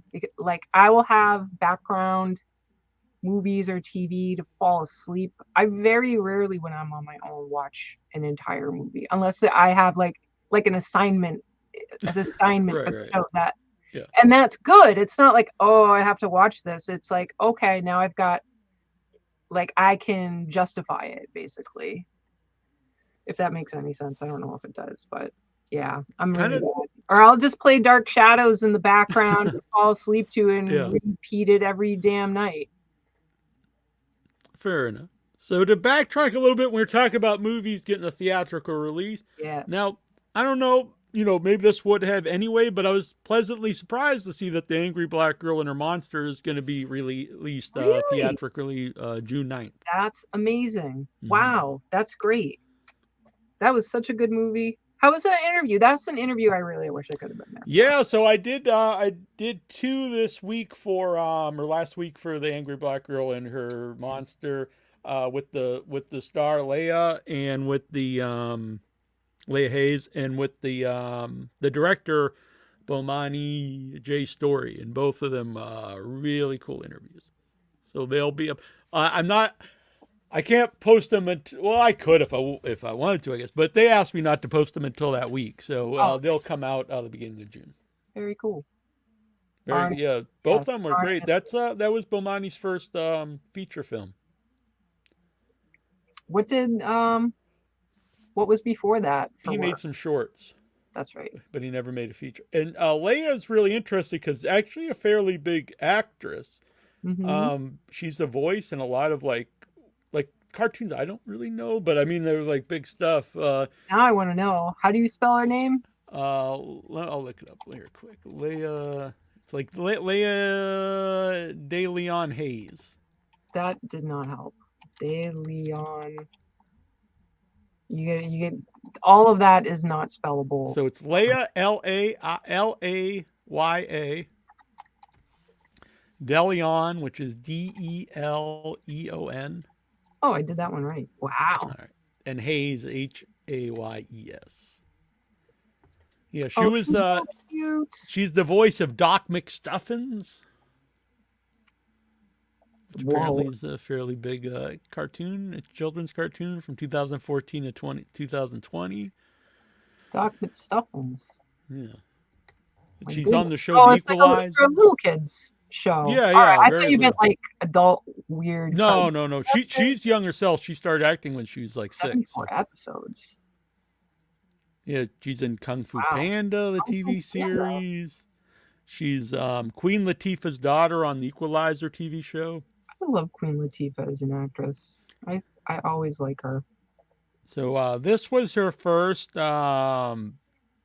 feature film, her first time being the lead on a film, and her first independent film. So it was really interesting to talk to her, and she seemed really excited about the movie and the experience, which was really cool because she's done like some big things, a lot of big things, and this she said it was really freeing. I don't want to give the whole interview, but she said it was really freeing as an actor to do an independent film where like a series on like a network series, like you have to just be there to say your lines, and this you could actually more artistic, like you could it is so really interesting how really it seems like at the end of the day everybody does want to work indie. Like I just posted on the group that Nicolas Cage like had his teeth filed down to put dentures on for the part of Dracula. Yeah. And like some of these people that are do these big roles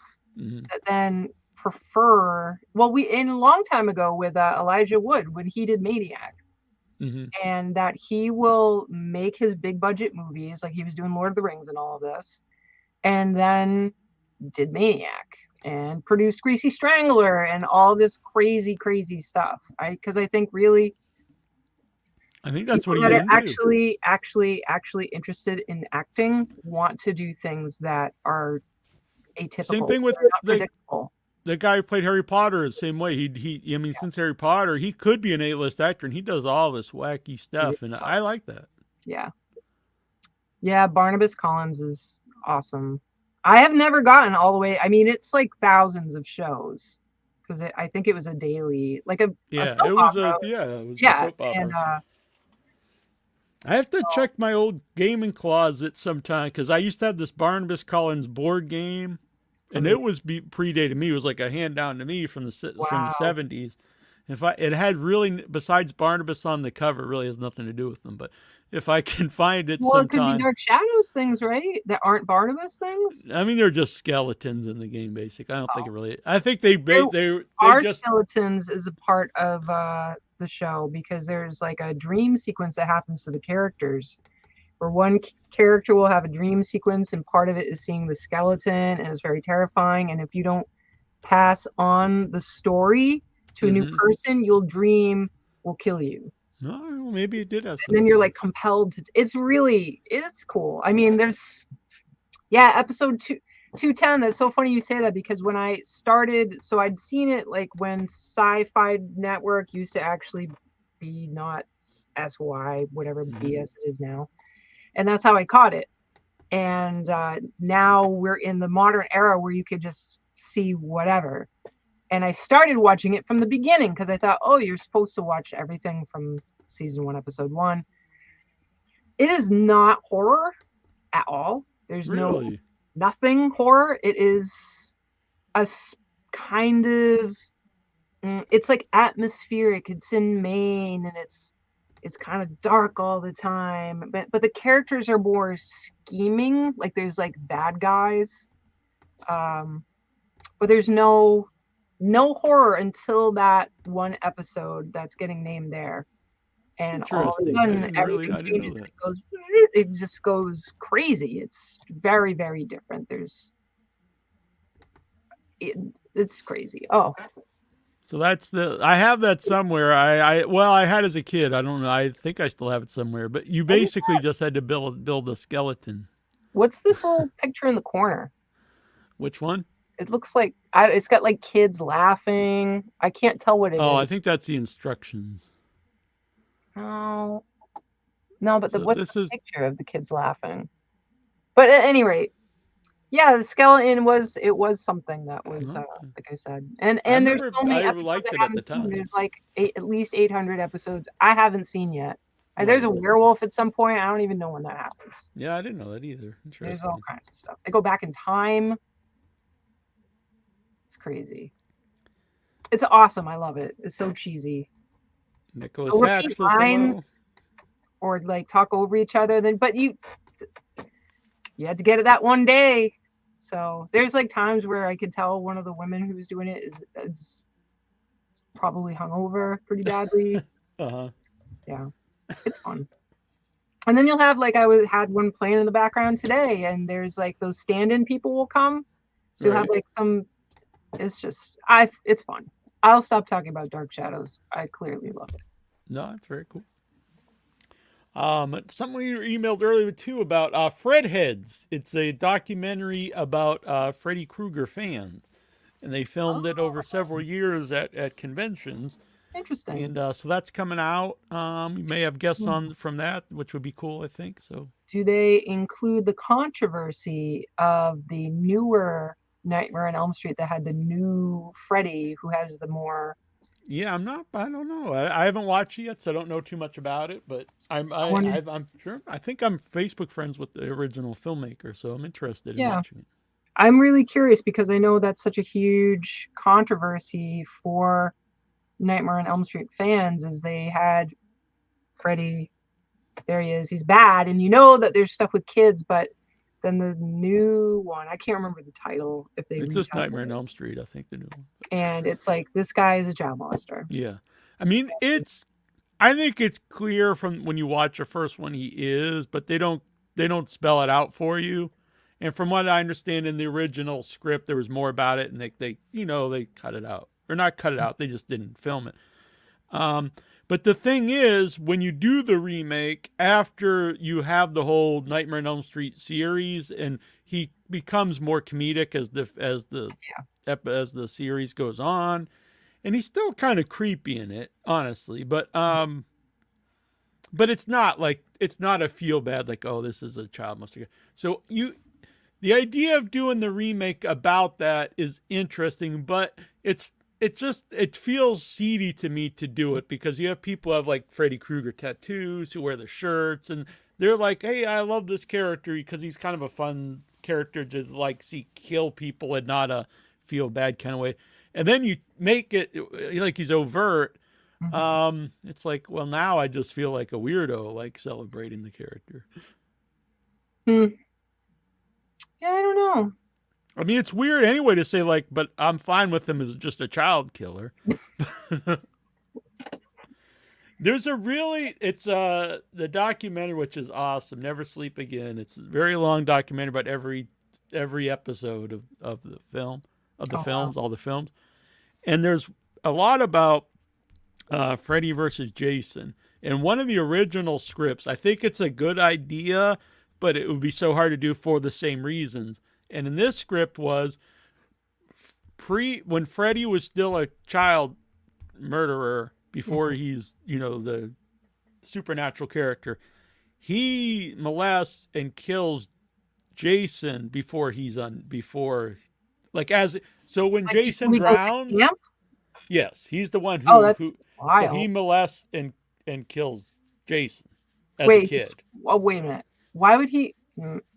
He drowns him so he doesn't tell anybody. So wait, why is he hanging around Camp Crystal? I don't. Well, they don't go into every detail, but the whole that's the backstory, and then that's why they fight in the future, is because he did. And I was like, it's kind of an interesting idea, but like, so you'd put that movie out there, then you'd have both fans and like, well, my hero is this molester, and then the other people like my hero is like this kid that got. I mean, like I think it would just, instead of going and just having fun with these two characters, I think it would just make like the audiences feel bad. Especially because people who like those movies usually like both of them, and to be like Freddy killed Jason as a child is right. No good. And I'm just gonna say this. I know some people get mad at me, but the first four, Friday the 13th. Well, you can argue one, but the sequels make it clear he's alive. Jason is not a ghost or all these things that people say are a zombie. He's a living person until 4, where he's killed. Then he comes back from the dead. For many reasons, but one thing is, if he died in the first movie, how does he come back as a grown adult zombie? That makes no sense. So if he was a ghost or a spirit or a zombie in these other ones, he'd still be a child. Why? Why do you know? Why would he grow up? Afterlife? Because he becomes back as a force that could avenge himself instead of a child. He can't avenge himself as a child. It's a physical being. So what, did he possess some? No, he's what do they call that? Materialized. He also makes he gets hurt in those movies. He makes noise. He runs, and then and he makes a shrine to his mom. And in the second one they show he's even eating like animals and stuff. So what do you think? What happens in the lake? So you have to take a little bit of a leap of faith from the first one to the second one. Then they go, to me it's very just basic, is she kills everyone because in her mind her son was murdered. But he really was already, he's retarded in the original character. And then because she even talks about it being special, but she doesn't say it outright. Neil, we don't use that word anymore. Well, it's not used as an insult here. It's an actual word. So, and then, so he doesn't actually die. He's out in the wilderness watching his mom kill these people stuff. But he doesn't become a killer until he sees his mother get killed. And then to get revenge for her, he goes and finds the woman who killed her, kills her, and then he goes on a big killing spree. There's also flashbacks in one of them to where it almost seems like he's trying to rape the woman, and there's like, he's clearly a living being up until the fourth one where he's actually killed. To me, there's no argument. I'm not. That's all fine. I'm just the whole jump from the lake to 2. Yeah, well, the end is a dream. The end is a dream. The end's a dream sequence. Like he doesn't really jump out of the lake. No, but I mean, he died. Yeah, years before before that movie, though. Yeah, so he's just been in. When they made the first one, he was supposed to be dead, but then they start. So the second one starts up. Hey, he never did die. That was just legend that he was murdered. So where was he all that time when he living was out in the woods? Why was he living in the woods and he just doesn't come out? Well, he watches people. People see him and stuff. But he's living out in the woods, living in a shack. Yeah. For 20 years, his mom is alive, right? Right. How long ago did he die? Well, even in the first movie, it's a long time ago. It's not like the last year. So she didn't like go to the camp and this. She's still at the camp. So why wouldn't he just go to his mom if he loves her so much? Because he's not all there. Not buying it. It's not great writing, but it's clear that he's supposed to be alive in part 2. You know what? I think that people just wanted to do it, and they did. And there's no logic around it. If you watch the second one, he's supposed to be a living person. Sure. And I don't think there's any way to match up. It's like Michael Myers is shot. Now you can try to logic that and have like stories behind it. I'm not saying these are like great, you're like very realistic films or anything.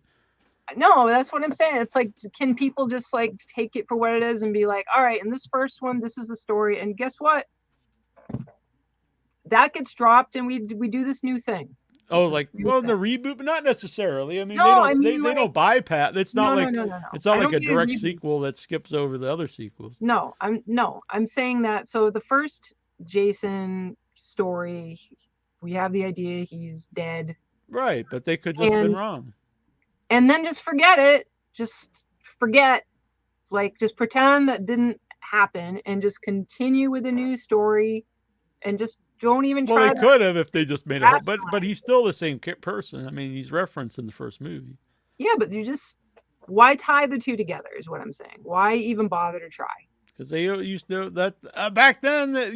Which I do like, is how they show the ending of the previous movie at the beginning. I mean, like, as the audience members who know that it's not logical, why try to create logic if it's never going to work? It's never going to work. Well, I mean, there's nothing very logical in any of these movies. No. I mean, Horseshack comes and sticks a pole in the Why try to force it? If it's not logical anyways, why even drive people? People go out of their minds trying to make these things match up. And it's like, it's not real. What if we found out this is a documentary and it's not even a film people made? It was the first reality television. But they were making a prequel show, I believe, which I'm interested in, but I don't know if there's ever been an origin story of any of these slashers that I didn't think was just rotten. What is this going to? What is it? It's like they're making a series about Jason as a kid. Like, I'm the Hannibal Lecter origins horrendous. All the 2 prequels they made of Leatherface to explain him, they're terrible. I don't know if there's ever been, maybe there's probably something maybe I'm skipping, but whenever they do these origin stories of these like slasher, they're never good. You don't really want to know. Well, I will say that I think it's not the full movie, but I think the origin of Pinhead is good. I think like when they're doing the second one? Yeah, that's good. Yeah, I think it's interesting to see what they came from, but it's not. And I actually would probably watch that movie. I would probably would watch. That's a good example. Yeah, what led this man down this path to do this thing? I think that's an interesting. That would be a good one, actually. I think that's a good example. A lot of these other ones, it's the story of Jason and Leatherface is not about, wow, I wonder how they became that. Where the Hellraiser would be more interest, like what would lead a guy to not just become a Cenobite, but even lead down that path to pursue this. Yeah, to seek it out. And what do they actually think they're getting into? Like, what does this guy really think is going to happen? But then who was Chatterer, in theory, was a child. Mm-hmm. So how did that even happen? Like, I just think that there's a lot of... Yeah, I never really care for that idea, but I mean, I guess anything's possible, but it's kind of neat that they show these things and it brings up, questions. Yes. Maybe it's just hard to depict a childhood of... It's different when you're thinking about why does a man or an adult make the choices they make. Mm-hmm. But showing a child is... Right. I don't know. Different. I forget who, I'm sorry, but someone sent this in. Dinner with Leatherface. Horror icons remember Gunnar Hansen in an upcoming documentary feature. Really? That's wonderful. When is that going to happen? Pull this up. It's on bloodydisgusting.com. So thanks to those folks. I think it might have been Pepe Potita sent it to me. Oh, where is Pepe today? And Colleen. Where are you, Pepe and Colleen? The release of Dinner with Leatherface is scheduled for this October to coincide with the 50th anniversary theatrical release of the Texas Chainsaw Massacre. Oh my Lord! Wow, 50th anniversary. Wow! I thought that was a 1974 movie, but I guess they know better than. Oh yeah! Yeah, it is. Yeah, 1974. Then it. Okay, so thank you. That would be next year then. Well, it's coming out and it sounds amazing, and that's cool. I think this year is the 50th anniversary of Wicker Man, isn't it? Yeah. I actually tried to get a guest on from Wicker Man, but I didn't get a reply. Did you? Really? Who was that? Mm-hmm. I forget her name now. The girl who dances. Oh yeah, Britt Eklund. Yes. Did she actually say no? The hell with you, Neil Jones? No, I didn't get a reply. So I mean, I contacted like one of her agents of some sort, but you know, I'll try some other ways. It would be pretty sweet. Yeah. I wonder if the little girl is around. Rowan. That's a good question. Yeah. Directed by Michael Callio, who did Mutant Swingers from Mars. The documentary will feature interviews from several of Hanson's friends and colleagues, including fellow actors Bruce Campbell, Barbara Crampton, Kane Hodder, and Brian O'Halloran. Nothing against Brian O'Halloran. That seems very out of place to me. But where's John? I was just thinking that. And John. I mean, hopefully they're involved as well. But I do think if you don't have like any actual people from the original movie, his co-stars, it's kind of questionable. That's really. Kim Henkel also is in it though, which he's never involved in anything. Kim Henkel, who the guy actually wrote it, who never gets credit for it at all. Oh, I feel bad. The hitchhiker, Bill? Why can't I remember Ed Neal? Yes. Ed Neal? Yeah, so it's not like there's no one around. I don't understand. There's quite a few people. I would think both of them would do it too. Yeah. I'm sure they would.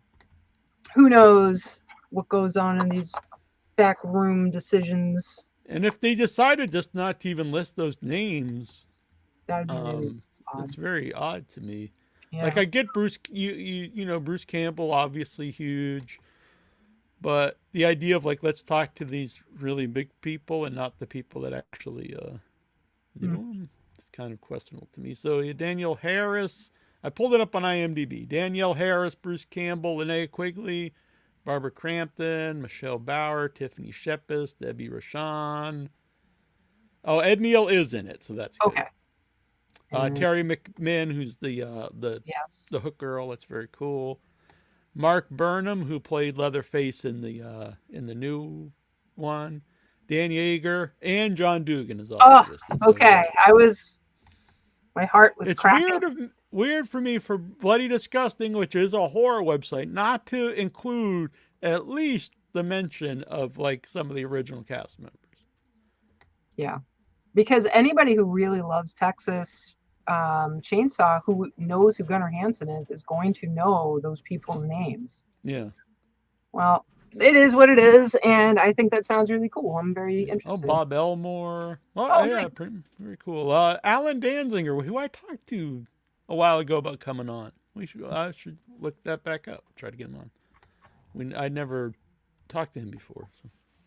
Oh, my time has we have just arrived at the 11 o'clock hour at EST, and I am way past my working person bedtime. Next week, Rick Chandler is going to come back to the show. He's got a new project he wants to talk about, so that'll be cool.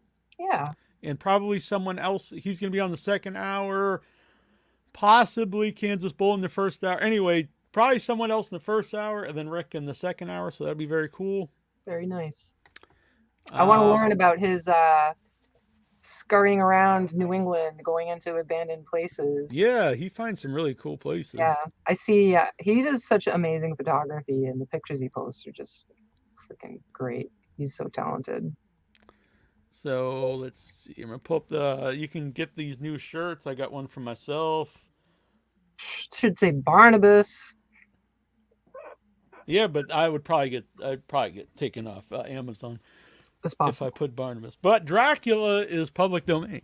Aha! So you can do Dracula. So is in Frankenstein. So is in Dr. Jekyll, Mr. Hyde. So is in The Invisible Man. A lot of the classic ones are public domain. So you may be seeing more of these style on my Amazon. But no, very fun. And anyway, so we're gonna play. Sorrow Seed's gonna play us out, and we'll be back next week. Thank you to all our cool guests, all the people that were in and out of the chat. Very cool people tonight. Great guests. And of course, to the terrible one, Annabelle. It's been a great time. It has been a very great time. Bye, everybody. Bye.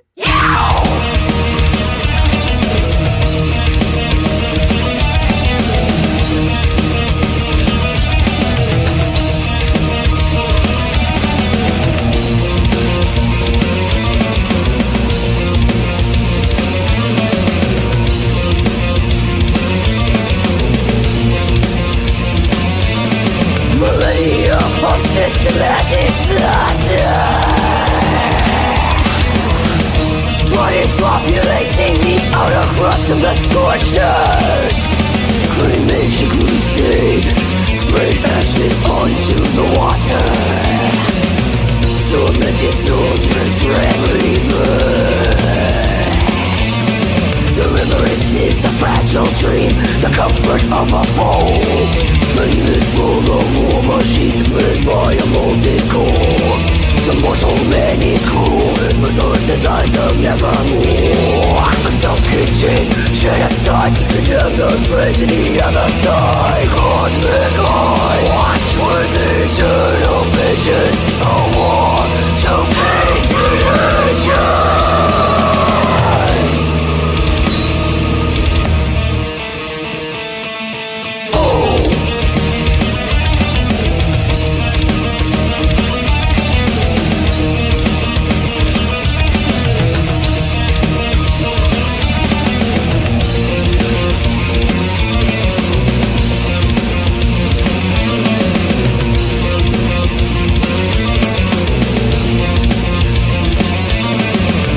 In the darkest time, the illusion of peace prevails. A mask of sanity for a dying species. Artillery firing through the veil. So vividly drop to with the new disease. Release mortal shell that crumbles away. One more soul to meet. Accounted schools of fallen prey. Languish at the gates of oblivion. Outer gods and their servitors prepare for Stygian face. The festering fabric of reality will split with a gaping incision. Cosmic eye.